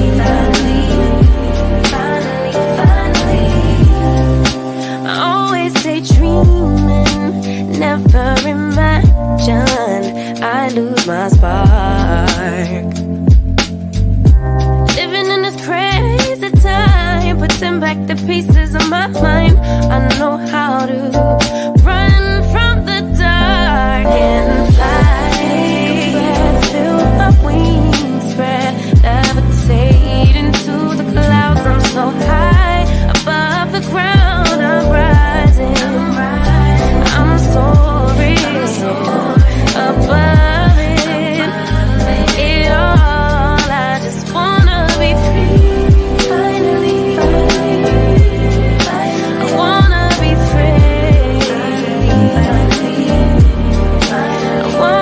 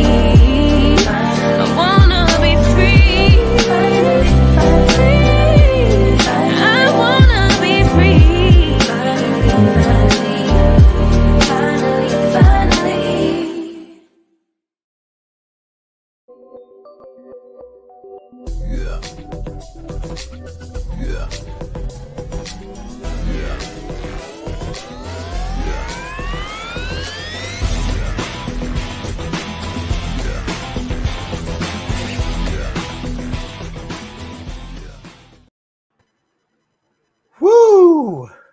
We are back. I must say again, we have broken our record of visitors who have come to this station. I truly appreciate it. Thank you. Thank you. Try to wipe away the tears because it's like I see it's growing. But Diaz made a perfect point. Not only do you hit that like button, because I really would appreciate it, hit that subscribe button. I really would appreciate it too. I really would. But it's growing. The word is getting out there. So I have to change a little bit what I'm saying. Because we used to having the regulars here. Our first half is us going off, basically. It's the serious, it's the content, and we're not going to shy away from that. Shit needs to be said. It just does. We're not going to shy away from it because it's splitting the country and everything like we was fucking kumbaya before this shit. But anyway, we're not going to shy away from it. This is what you're going to get from the show. You're going to get the raw truth by what we see. You can have a different of opinion, and that's fine. That's why we have a comment section. Make a comment about it. Basically, what I'm telling you is this. Say something. Do not ever get to the point in your life where you are, and I've heard this word, it makes me cringe every time I fucking hear it. You're just numb to it. Don't bottle it up, folks. Shake it up. Let that pressure out. Let it go. Let it go. Let it go. So the first half is always us getting to the information. The second half is always us being more relaxed, more fun, more videos. This is going to fuck it up, but we still going to sit here and try to have as much fun as we possibly can. I'm always relaxed, brother. Let me see. You need to polish that Halo Diz if you want to show up on the video. Yeah, I know. I got to do something, man, because it just doesn't seem to come through.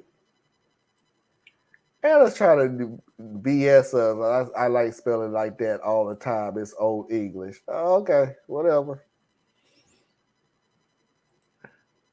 This old lady has delicate sensitivity, so stop that damn cussing. Hey, you so fucking right, Mickey. I know. You right.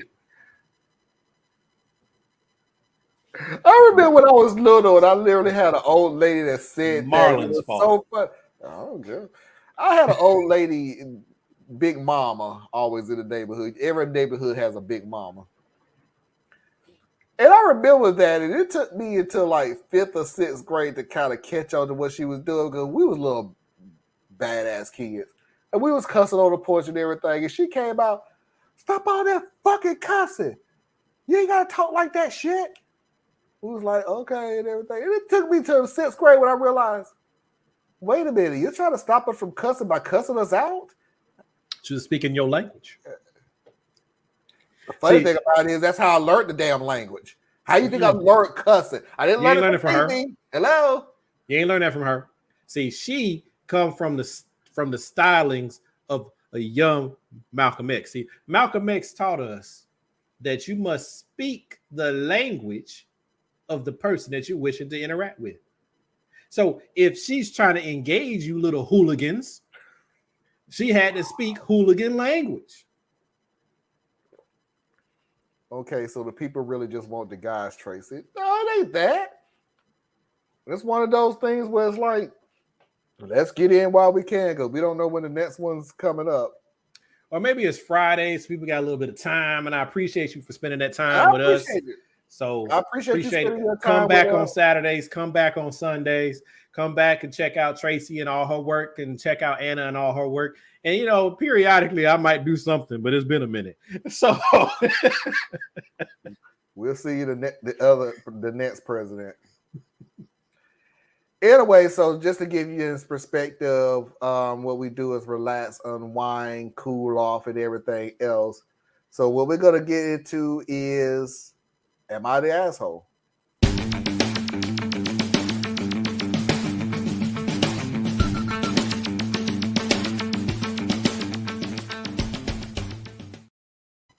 And here's a little twist. Couldn't find a good one. You ain't found a good one yet. Oh, buddy. So what we're gonna do is we're not gonna do am I the asshole? What we're gonna do is we're gonna already tell you that the people are an asshole. Off the bat. All of these people that I'm gonna show you are basically assholes.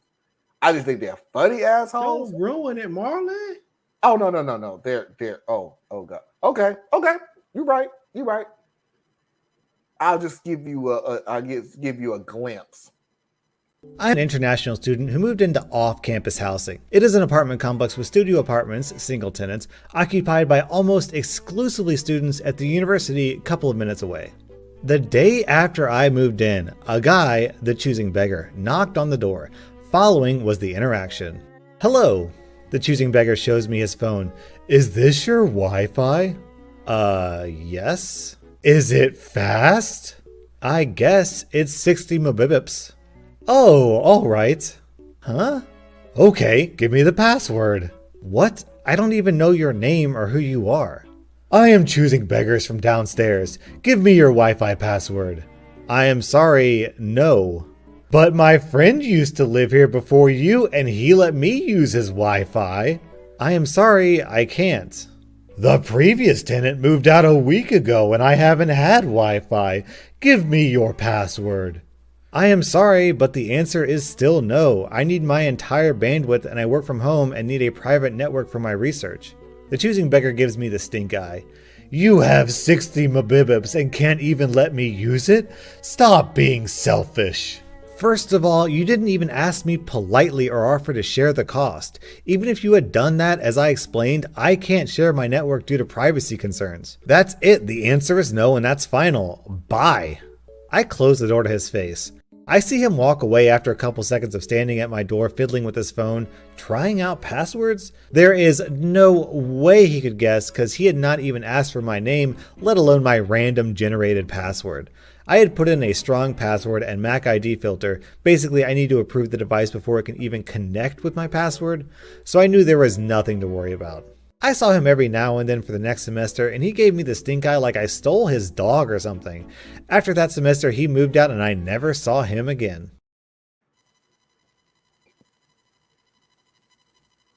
Guy from downstairs should have been like, yo, check this out, right? You new to this building, huh? Let's see. I see this Wi-Fi. Is this you? Oh, that's you? All right, bet. So check this out, right? I need that. No.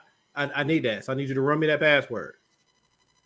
But, and that's when you yoke him up and you be like, give me the damn password or what the fuck? We can't be friends. Do you understand that you want to be my friend? Now make the best decision.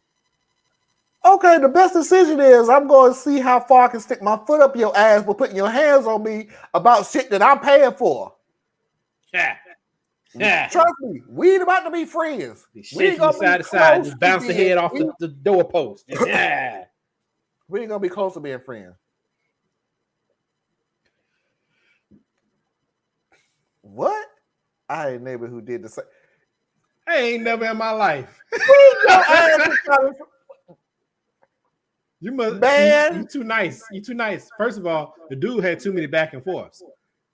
Hey, this your Wi-Fi? Yeah, why? I need a password. No. Anything else I can help you with today? Like, and the funny thing that pissed me off about this dude, yeah, I need the password. Fuck, I don't even know your name. Who are you? You just rolled your happy ass up here. You don't even introduce yourself. You put the phone in my face. How about, is this your Wi-Fi? Who are you? Who are you? Who are you? Now for me, just because of the way my resting face is not very approachable.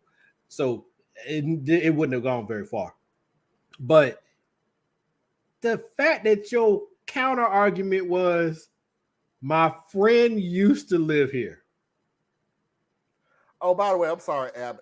Mabibits, I like that. I have no idea what the hell he was saying. That's megabytes for everybody else. I like Mabibits. I like Mabibits. That's gonna be that's what I'm gonna call it from now on. And I Mabibits. kept hearing, I'm just like, what the fuck is he saying? And is it millibytes, megabytes? That's no, megabytes. sir. It's Mabibits. Mabibits. You got 60 Mabibits. Mabibits. All right, dude. Okay. It sounds almost sexy. I guess we're gonna start using that. 120 Mabibits. She's got nice Mabibits. Or what's the other one? Mabibits? He's got nice Mabibits. Sure could. Oh man, my Mabibits itch. My mother-in-law had a guy from an organization for older people made a friendly visit on behalf of the organization and do the same thing. Hi, I'm your local neighborhood thief, and I just need to steal from you a little bit. Yep, and to Bibbits as well. We forgot terabytes to Tibbits. So your Mabibits is in the front and your Tabibits is in the back. So that way, you know, your Mabibits, you don't want to wipe back to your Tabibits. So the Mabibits and the Tabibits, you know, you don't want to mix those. Well, that actually got disgusting really quickly. Appreciate it. We're gonna go on to the next a-hole. I'm trying to help keep people safe. You got to be careful not to wipe your Mabibits to your Tabibits. You got to wipe. Don't do that. Don't do that. I have no idea what. Keep them apart. Keep them apart. Just keep them apart. Apparently, just keep them apart. I don't know what the fuck to say. Just keep them apart. Yes. All right, we got somebody that's looking for a babysitter. So if anybody interested, she's looking for a babysitter. So if you can help her out, feel free. Think about. Looking for a babysitter in the area? PM me if you're interested. Here are my requirements. 1. Have a bachelor's degree in childcare or 9 years of relevant babysitting experience. 2. Have 3 good references with phone numbers. 3. Full-time availability, including weekends. 4. You must have your own car and driver's license. 5. You must be a native English speaker, and I prefer you also know a second language so you can teach my kids. 6. CPR certified, ideally a CNA license. 7. Have no history of traffic tickets and no problems with the law. I'll be running your name through databases. 8. No tattoos, no drugs, no alcohol. No sketchy social media behavior or public pictures. 9. You must be okay with 2 pit bulls. 10. You must be okay with emergency last-minute calls. 11. Perfect attendance 100% required. 12. Willing to pay for some snacks. 13. Will love to work with an infant, a 3-year-old, and a 5-year-old. 14. Ideally, you'll be a Trump fan. In exchange, I'll be offering $10 an hour under the table cash. It's like making $15 an hour normally, but without paying tax. Serious inquiries only. Yeah, and taking this job would be like making $10 an hour, but really closer to like $7.50 when you factor in the gas, wear and tear on your vehicle, and buying the kids snacks. Also, this person wants someone who's never had any trouble with the law, but also someone who's willing to commit tax fraud. So 2 pit bulls, huh?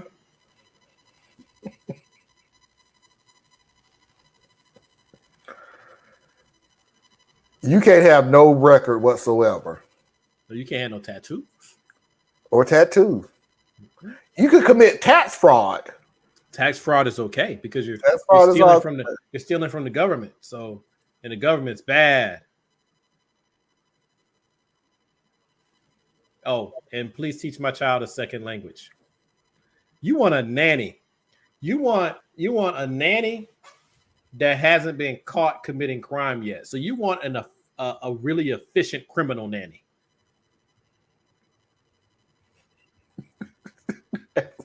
Fuck right off, lady. Pretty much. Pretty much. Pretty much. Anna Trump. Yeah. Oh, yeah.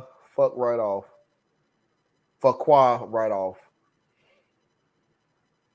That's what I believe. Fuck right off, lady. It's like $15. Except it's not. But it's like. I'd much rather deal with the two pit bulls than her. I don't know. I don't think I could deal with Trump loving pit bulls. And it kills me with these people is they're serious. They're dead serious with this. They're not joking. They really think when they put this stuff on there that they're giving you the best offer that they have. I have hundreds of these videos. Hundreds of them. And r/Reddit, I appreciate it. That's the dude that put the videos up. Sorry. I want to give him credit for it, but r/Reddit is where you can find some of these things at his Reddit post and Facebook and stuff like that. I don't like how he reads. I love how he reads. Nah, I love how he reads. Nah, that voice he uses for like the Karen voice, it like grates my nerves. It like grates. It's opposed to. It's a Karen. Yeah, but it's ugh. I like how he read him and the other guy that I found. Now there's one out there, and I'm gonna give y'all a fair warning because there's a lot of video. There's one that does the robotic sound. It just irks the crap. You lazy bastards. You can't find somebody to read this. This guy has over 1 million subscribers. And he works his tail off because he really does do to start over. He really does do a video. That's all right, baby. That's all right. I said I got off at 3. I didn't take a nap like some people, so it's all right. You get what you get. But he does work his butt off, so he deserves everything that he gets. So I appreciate him. I like his voices. I also like this is why I like him so much, because half the time I don't think he reads the post before he records. So it's like some of the stuff he reads and it's like, wait, but what? Isn't it just basically him reading a strawberry letter with a different voice? Yeah, we don't talk about them people no more. So whatever. Them people. The damn people. Them people did something? I don't deal with them no more. I don't like them people.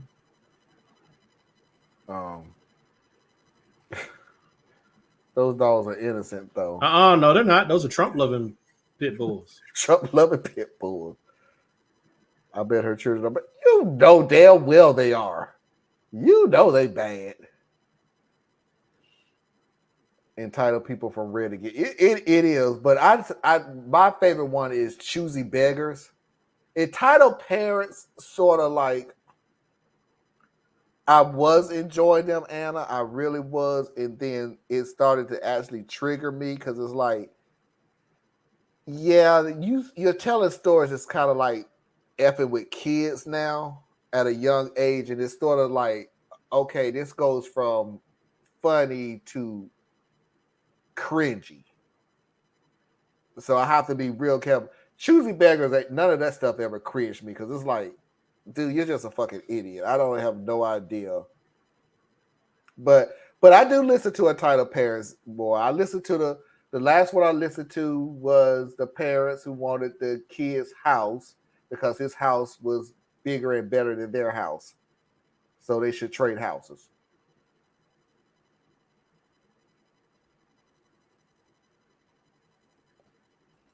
You can look at me all the hell you want to. That's pretty much a synopsis of what it was. No, I really have no idea what you guys are talking about, so that's why I'm kind of lost. Oh, cool. Okay. I don't do Reddit or anything like that. I'm not.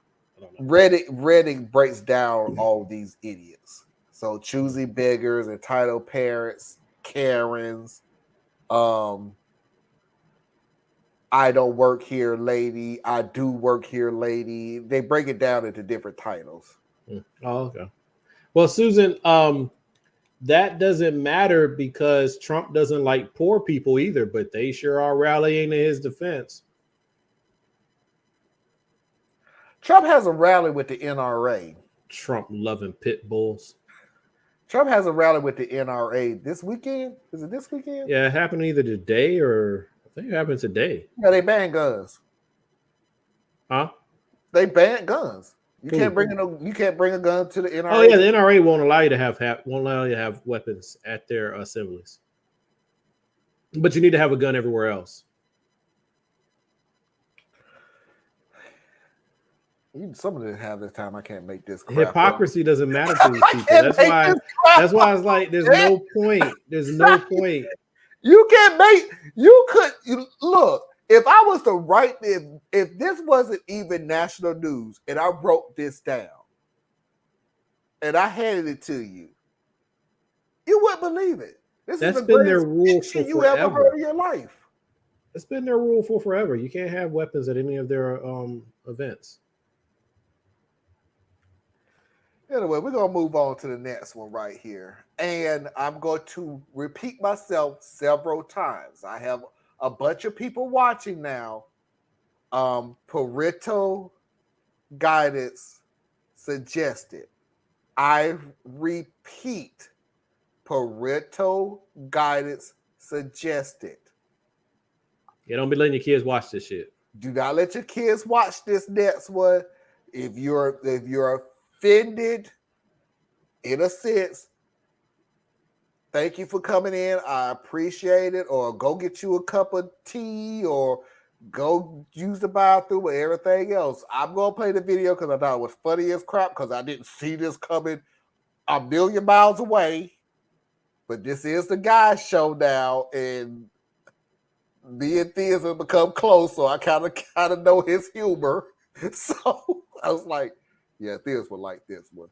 So again, for the final time, Tracy, Anna's mom, Anna's aunt, parental. Hey man, look, man, you done gave people the disclosure. You need to stop infringing upon their autonomy and their personhood.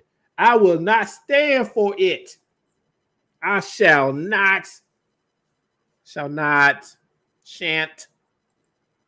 Parental guidance. Does that mean I have to behave? Oh, hell no, Mickey. This is right up your damn alley.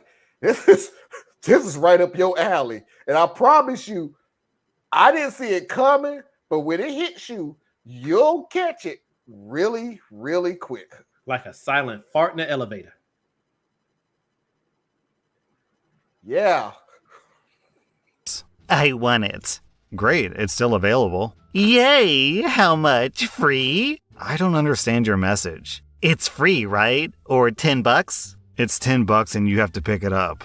I'll deliver, but for a fee depending on distance. Are you serious? Wow. Oh, well, I'm on 27th and Glendale. We can't take it apart, so I'll give you $5 more to deliver. That's a 42-mile round trip for me, and it would cost me $10 in fuel alone. Please pick it up for $10, or I'll deliver for $40. I understand if these options don't work for you. Thanks. I drove to Mesa to suck dick for $100 before, so... That must have been a wonderful time, so good luck to you. I don't understand why this choosing beggar is being so belligerent about this. Why doesn't she just go suck some guy's dick and then buy 10 desks? I would have loved to have heard the phone call. Hey, are you the guy with the dick? Huh? You mean the desk? Oh yeah, right, the desk. I confused you with this other guy. I really like the idea of using BJs as like a standard unit of measurement to determine how much things cost. If one BJ is $100, you could be like, man, that new video game looks awesome, but it costs half a BJ. That's pretty pricey. Or, man, a new computer costs $1,000? That's 10 BJs. I just don't have the appetite for that. I didn't know that was the going rate for a blowjob. $100? Damn. I mean, I ain't never paid for one, so I don't know. I just kind of figured they'd be look, cheaper than that. I'm Let's figure they'd be cheaper than that. I mean, see, inflation is hitting everybody. I didn't know it was going to cost $100. Must be a supply chain disruption. Not enough lips for dicks. And by the way, for anybody, I want everybody put in a comment, including you, Thea. The fuck was your point? I missed this completely. She wanted the desk. So what the fuck do we have anything? And we're assuming it's a she. We don't know. Do dick for $100. We don't know if it was a lady. How much was the desk again? $10. So you telling me that you went? I don't get the point. So basically, here we go. I'm gonna break it down for you. I'm breaking down. Okay. I'm make this make perfect sense. See, okay, so perfectly. So there's a desk that's for $10, and this person wants to get this desk for said $10, but would really prefer for it to be $0. So if it was for $0, then they would like to have the desk delivered. But since it's $10, it's going to cost $40 for it to be delivered. So instead of $40, which is just way too expensive because that's like 2.5 blowjobs, I need you to go ahead and deliver it for the $10, which I already think is too expensive, but that's 1/10 of a blowjob, or maybe like half a rubber. So it's just, yeah. Does that help? Does that clear that up for you? I hope that helped. Nope, not even a little bit. First of all, I'm not. How much for the sex though? How much for the sex? What's the going rate for the sex? For a blowjob? Say what? I have never in my life paid for sex to begin with. Mm-hmm. But anybody roll up on me $100 for what? A blowjob? Why? See, I don't understand that. I don't understand it. Overshare moment. Ain't never paid for that. Ain't never paid for that. Ain't gonna pay for that. All right. But here's the thing. So I would be worried about trying to get, just wild mouth out there, because, wild mouth, you don't know what their dental situation is like. I mean, what if they got canker sores and they got bad teeth? You know what I'm saying? They got a chipped tooth on the left hand side, and then now you got chipped beef. You got chipped beef because they got a raggedy mouth, and you paid $100 for that. It's gonna cost you $30 as a copay to go get that checked out. So now you out $130. You got chipped beef. You got, the shame of it all. And then you got to go pick up your prescription because you know that tetanus shot, it's outdated. So now you won't even have protection for your erection that has now been part of the selection, and there's no correction. It's just you deserve everything that you get. Well, I mean, I'm seriously sitting here listening to you, and I'm looking. Yeah, you deserve everything that you got. That's not nice. That's not nice. No, because this girl walk around sucking dick for $100. Like I give a damn about being nice. Look, America is a hard place to live, and everybody has to have a side hustle. And this individual side hustle is sucking the penis. So if you're gonna be sucking the penis, at least get top dollar for it. You charging $100. I don't know what the going rate is, but that sounds like it's probably like mid-tier. That's definitely a mid-tier kind of a thing. Susan, so that means thank you so much. I have sucking dick and get rapey. I'm sorry. It's not worth it. It's not worth it. It's not. And then look at that, how dangerous this is. So now let's say that the person does this, and now they got a baby in their throat. Now you got a baby in your throat, and now if this happened in the state of Texas, right, you could be prosecuted. So now you go to jail because you got a baby in your throat, and then you threw up. So now there's an abortion. There's an abortion because you threw up after you had a baby in your throat, and now you got to go to prison, right? So now you're in prison because you had a baby in your throat and you threw it up. Is that the America we want to live in? I'm so glad that everybody is that the America we want to live show. In? I appreciate y'all coming in because this damn video is gonna be taken down real fucking quick. So I appreciate y'all all coming in. What I say? Baby in the throat. Well, I'm just saying. This video is for Tracy. If she's still there, Tracy, you still if out she's there? still here. So Marlon has just been over the top.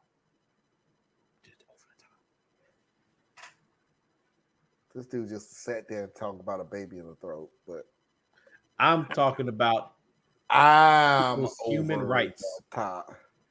and the hustler economy. OMG Diaz, have you ever considered doing stand-up delivery? Seriously. I'm seriously trying to help people out. Just saying. That's Louisiana, Diaz. Baby in the throat. Baby in the throat. Anyway, so this is for Tracy. Now, because that'd be too spicy. Now they got, acid reflux and all that. It just wouldn't be good for them. You get what you get. Fuck them.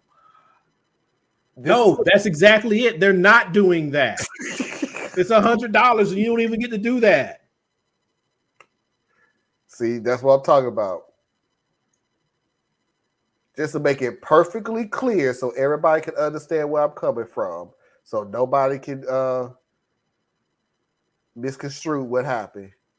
You spit out baby Jesus.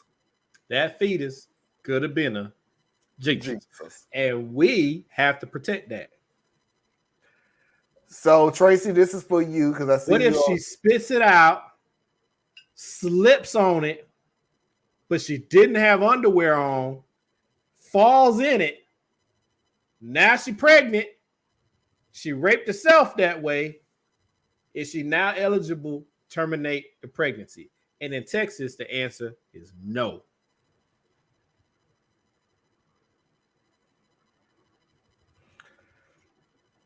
I just figured you a dumbass person. That's just science. That's just science. But yeah, Tracy, this is for you before things rev up again. Yeah, we'll be going into damn Sunday. This is for you, Tracy. Watch what you ask for because you just might get it.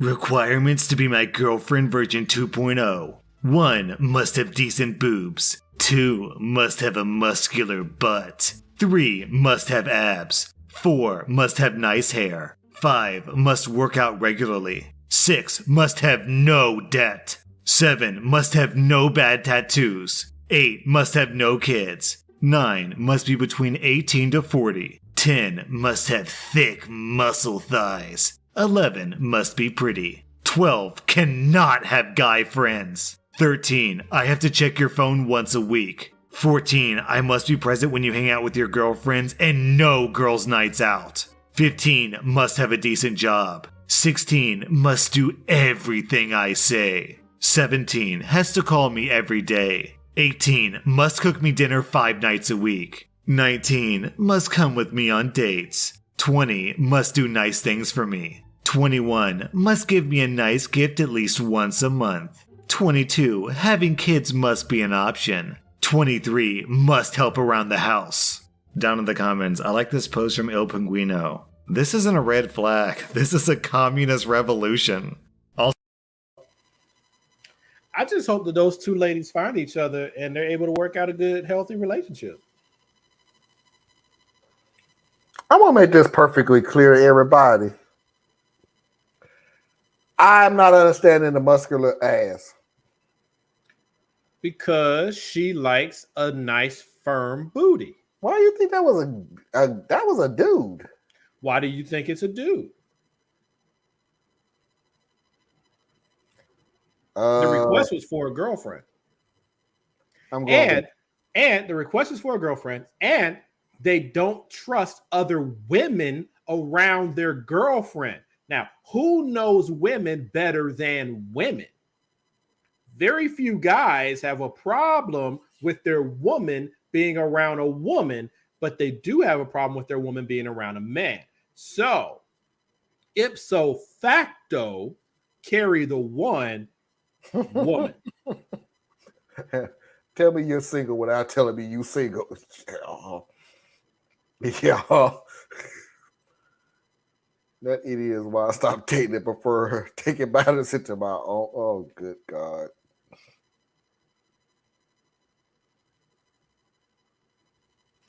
You know, sometimes it's best that you do. My best friend is my right hand. Just playing. Why is this for movie? Because you was the one that came on talking about you looking for a man. Here you are. Must have a muscular butt. I had nothing to do with the making of this segment. Here you are. Man, I was telling him, this is, watch what you ask for. You just might get it. So I think it was a lady looking for a lady. Now, let's say it was a dude looking for a lady. I hope that dude understands what he's pretty much described is a lady that was a dude. So if they're open to relationship possibilities, they may very well find somebody who can match them, except for some of that really out there stuff. Like cook for you 5 days a week. Good luck with that one. And what was that thing about you have to come with me on dates? What type of date are you going on if this is your girlfriend? I'm confused. The whole thing was confusing. No, because I mean, who doesn't like a nice butt? I don't want a muscular butt. Man, you ever seen a track? You ever seen them girls who run track? I don't want a muscular butt. No. I know what has different tastes. No. I know what a muscular butt really is because I used to do bodybuilding. It ain't what you think it is.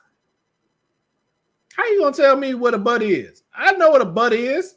Because I'm a butt person. You're not a butt person. I'm ass and thighs all day long, brother. That's where I'm I at. thought you was a breast person. Nah, as long as you got something to represent that they're there, I don't even care. So I am a proud member of the Itty Bitty Titty Committee. But I'm sorry, that was all inappropriate. But no, I acknowledge beauty wherever it's coming from.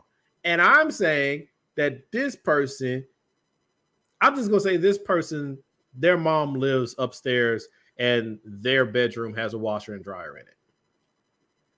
And they're happy. Living in the basement. Foxy's videos of the week.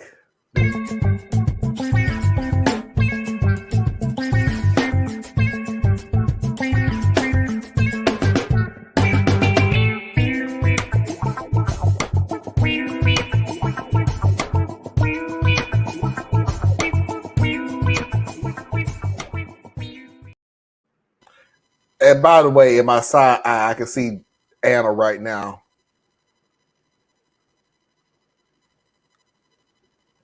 Because she loves that song. It's really groovy, man. It is really groovy. I like that song. Groovy. Serious all the way down to funny. Y'all know where this is going, but it's gonna shock you anyways. To ride with Jack, a 13-year-old boy from Virginia who just got his braces off and usually spends Saturday morning playing basketball with his friends. But he's also a young actor. And today, we hired him to help us make a point. We asked him to take a drive around town. With his mother, of course, since he's not nearly old enough to drive a car. We pass shops where he isn't old enough to work the register.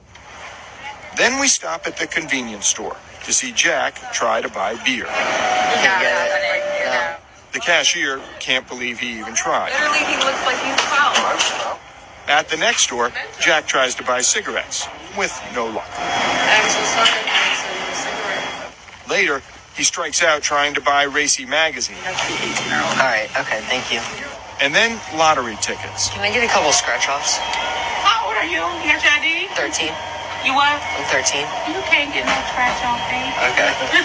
All right, thank you. It's laughable to everyone here, the idea that we'd ever expose a 13-year-old to the dangers of a lottery ticket. But then we arrive here at the gun show. It should shoot pretty good for you. I'll take it. Within minutes, the 13-year-old easily and legally bought a .22 caliber rifle from a private seller and walked away with it.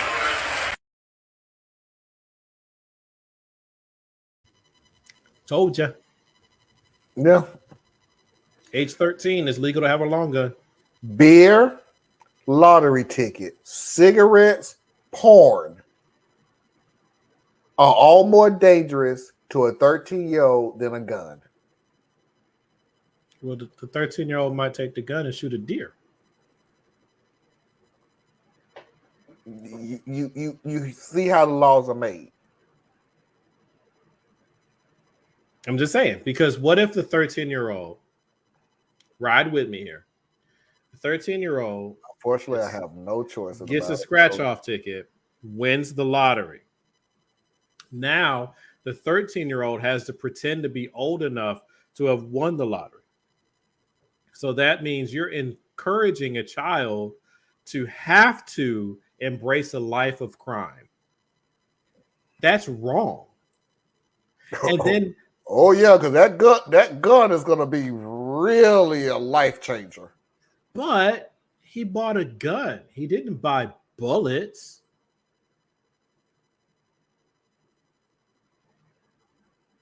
See, makes perfect sense. Since we're already on the subject of this anyway, let's just go move on to the next one. Because this is the life we live now. We need to ban books. Why? To protect the children. And we need to ban the word gay. Why? To protect the children. Also, we need to ban any history that makes us look bad or feel uncomfortable. Why? To protect the children. What about guns? Should we also do something to protect children from guns? No. I mean, how would we even do that? I don't know. Ban guns? That wouldn't work. Banning guns doesn't work. It's just that you were banning all those other things to protect children, so I just thought you'd want to also ban guns to protect children. No, banning only works when it's something I don't like books or gay people. So banning guns wouldn't work because you like guns more than you like alive children. Yes, exactly. Wait.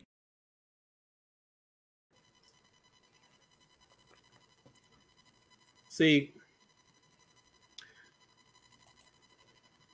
the child might grow up to be a criminal.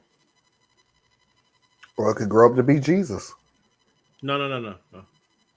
We would know. Would we? Would we? Would we? Yes. Would we? Because John would have told us. John who? You don't know John the Baptist, he came first. So now he wouldn't be called John the Baptist. He might be called John Higginlooper. And John Higginlooper would then let you know which of the children. Okay, I'm a little lost. He's been drinking beer, folks, so give us some space here. No, but I'm just saying, because I'm trying to reconcile their lore with where they're coming from. Because, see, they believe that God will send Jesus back again. And even though when he comes back, he's supposed to come through like with fire and all power, like I don't think it's a resurrection story or a birth story for when it comes back, but that's getting lost in the details. What we really need to focus on is Moses was sent down the river in a bassinet, and when a baby is on its way to being born, that was Moses, but okay, coming down the birth canal. And the canal represents a journey, and the journey that Jesus took as an infant led him to where the three wise men were able to find him. So when you find Jesus amongst men, you can then have the fish that represents birth, and the loaves would be then shared, and that represents the rounds in the magazine, and the magazine represents literature, and literature represents the Bible. Ipso facto, boom, I just solved it. There you go. If Jesus came back as soon as right wingers saw that he's brown, a Jew, and a radical socialist, they would crucify him again. Jesus wouldn't come back that way. See, Jesus would come back as a red-blooded white American male, approximately 6'2", 215 pounds, with a strong jawline and dazzling blue eyes. Get your facts right. Jesus is an American. Because all this happened in America. We built America so he'd have somewhere to come back to. Boom. Boom. Yep. So glad I ain't got but 2 more videos, but yep. I was just saying, everything I just said made perfect sense in a way. In a way. In a way. So this next video, again, is for Tracy. If y'all don't know, Tracy's always been trying to get me and Theus to show this little bad chap. No. Yeah. She's been trying to get us to show this bad chap. So I broke down and I finally decided to show Tracy these little bad little kids that she always wanted us to show on our show. So I'm going to show y'all a bad little kid. You punch your daughter for $100 million. I'll kill you in your fucking sleep.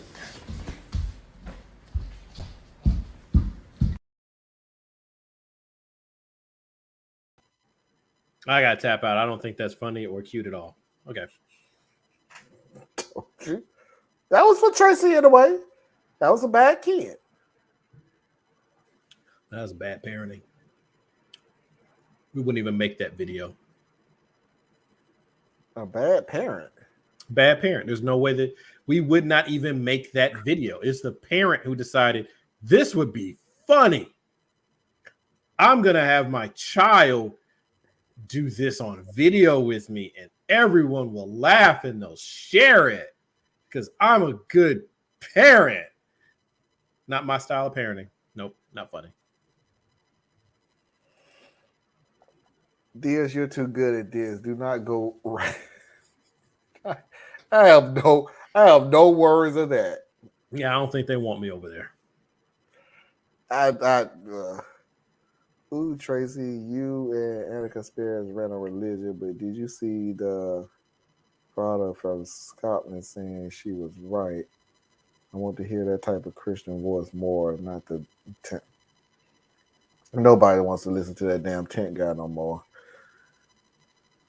That was the daycare girl? No, that wasn't. It was a whole different thing. But No, that was a whole different bad thing. Child. I like that girl. She could be me. That is not the little sweet girl. Damn girl, what sweet worth a damn.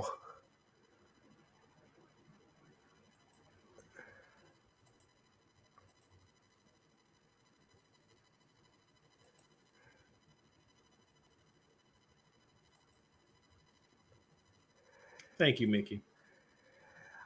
Suck up. Some things just ain't my brand of fun. So the last video will we said a lot on this show. A lot of it is controversial, pushing a button, dividing the country, and on behalf of this, I apologize. I said what I said. On behalf of this, I apologize that these things hurt people's feelings, made you feel uncomfortable, made you feel a certain way. So I've had people who come to me and go, how do you deal with this that's going on in this country? How do you cope? Is a better term. I found the perfect video. And as Diaz just up and disappear on me. I found the perfect. Oh, I can speak for Diaz since he's not here. On behalf of Diaz, I found the perfect video that shows you exactly how we deal with these situations. It's kind of complex. It's gonna take some thinking in a way, but I think you'll get the gist of it as time goes on. So just give it a chance. Like I said, it's kind of complex. It's kind of scientific, but it does help for you to understand exactly how we cope with these situations. So what do you think is the secret to happiness? I believe it is never to argue with stupid people. Well, I have to disagree with you on that one. Yes, you're absolutely right. Yeah, I'm not arguing with you idiots. I'm not gonna do it. I don't care anymore because your rhetoric is what is destroying this country that has been trying to destroy minorities since birth. And you literally want me to hold a conversation and hold logical discussions with you?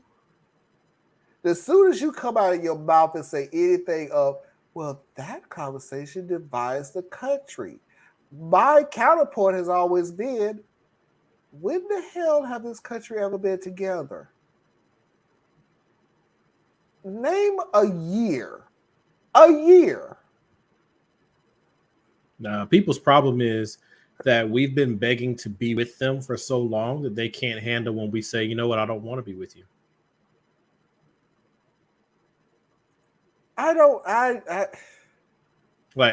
If you have denied my humanity, so I reject yours. That's where I am. Pretty much. So, yeah. It's one of those things where you want me to, and I never understood people on Facebook who get banned. My daughter gets banned all the time. Never understood why the hell why. I just don't. I couldn't figure out in a million years. I'm not bragging on myself when I say this, and I promise I'm not bragging on myself when I say this. But I can literally read a conversation by one person and realize, A, you got that shit from Fox. And two, if you got that shit from Fox, you ain't intelligent enough to do the shit on your own to begin with. Why the fuck would I get into a conversation with you? Why would I waste my time so you could be butthurt and report me to Facebook so they can ban me because my feelings was hurt? I'm not gonna do it. I'm not. I will see you as the stranger that you are.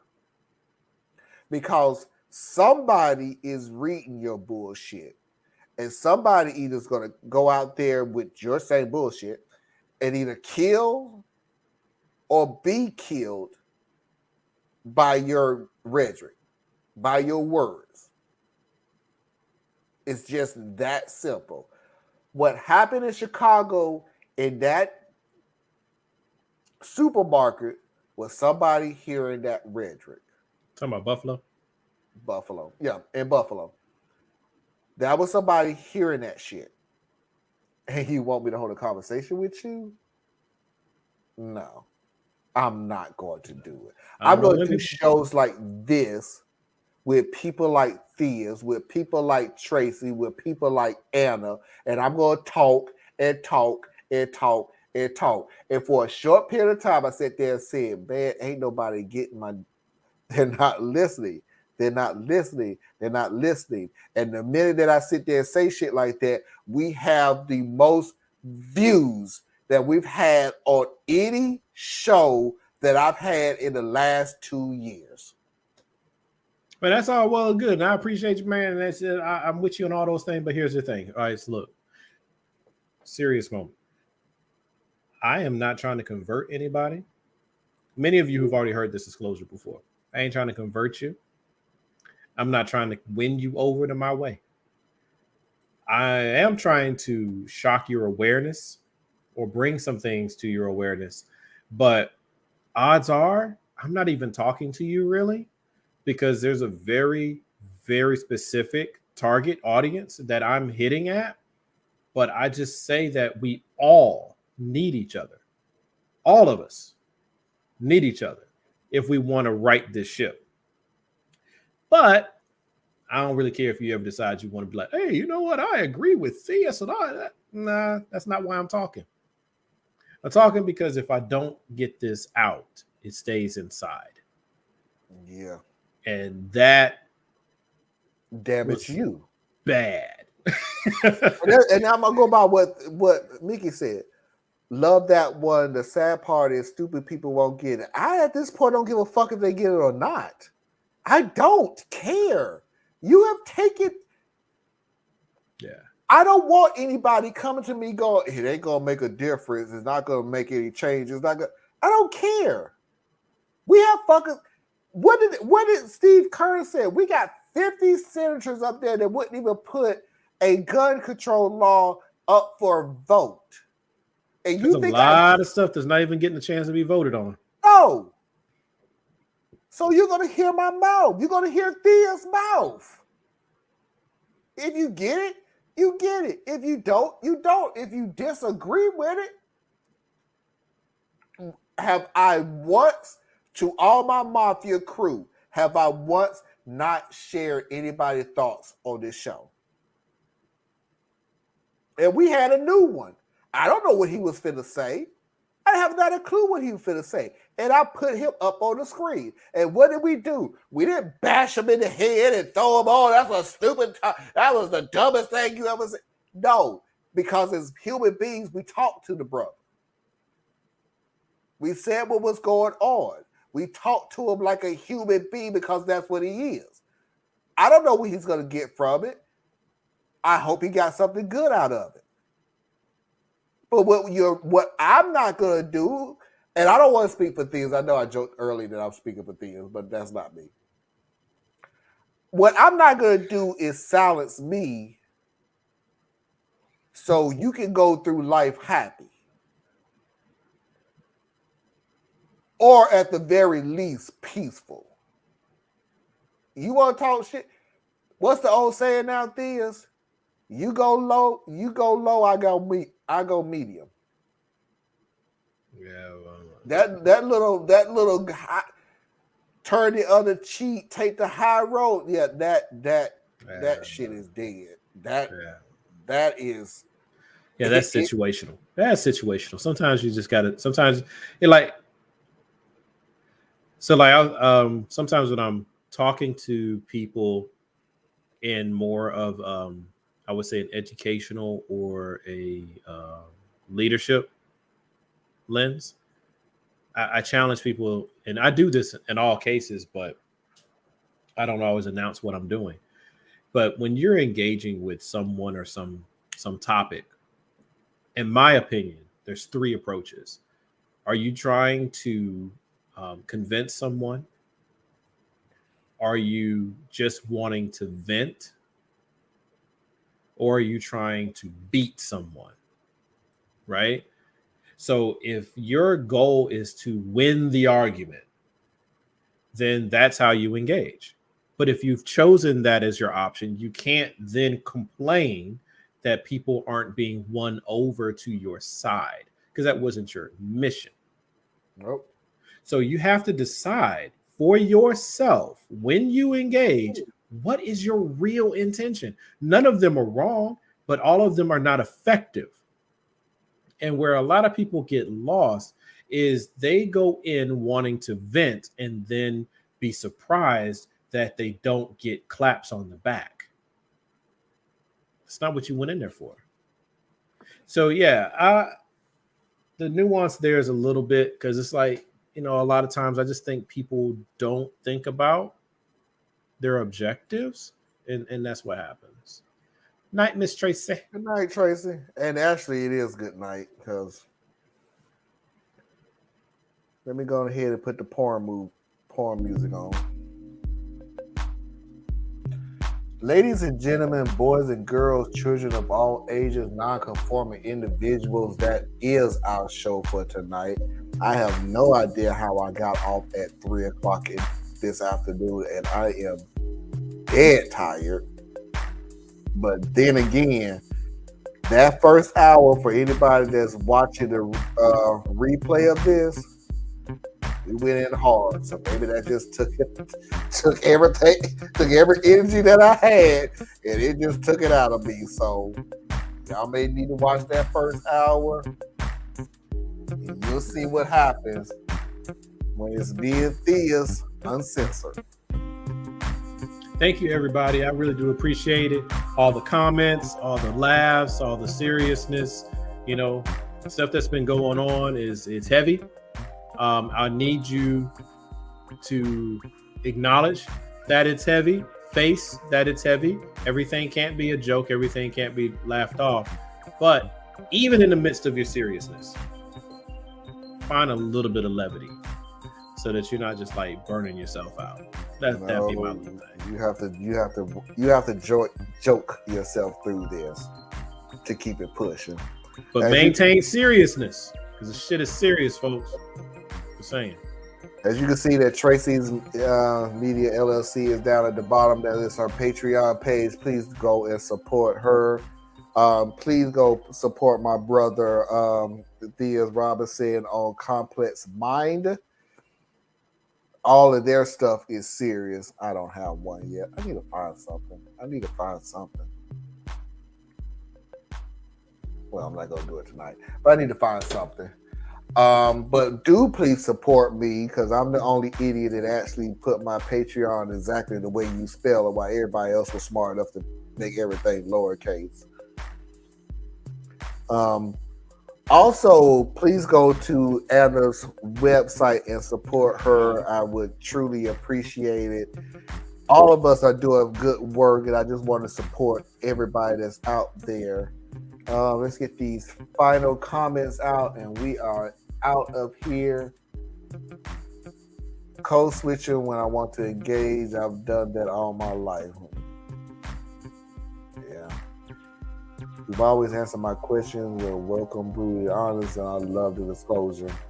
That's all we do on here. Ain't no use lying about it. Nothing's gonna change.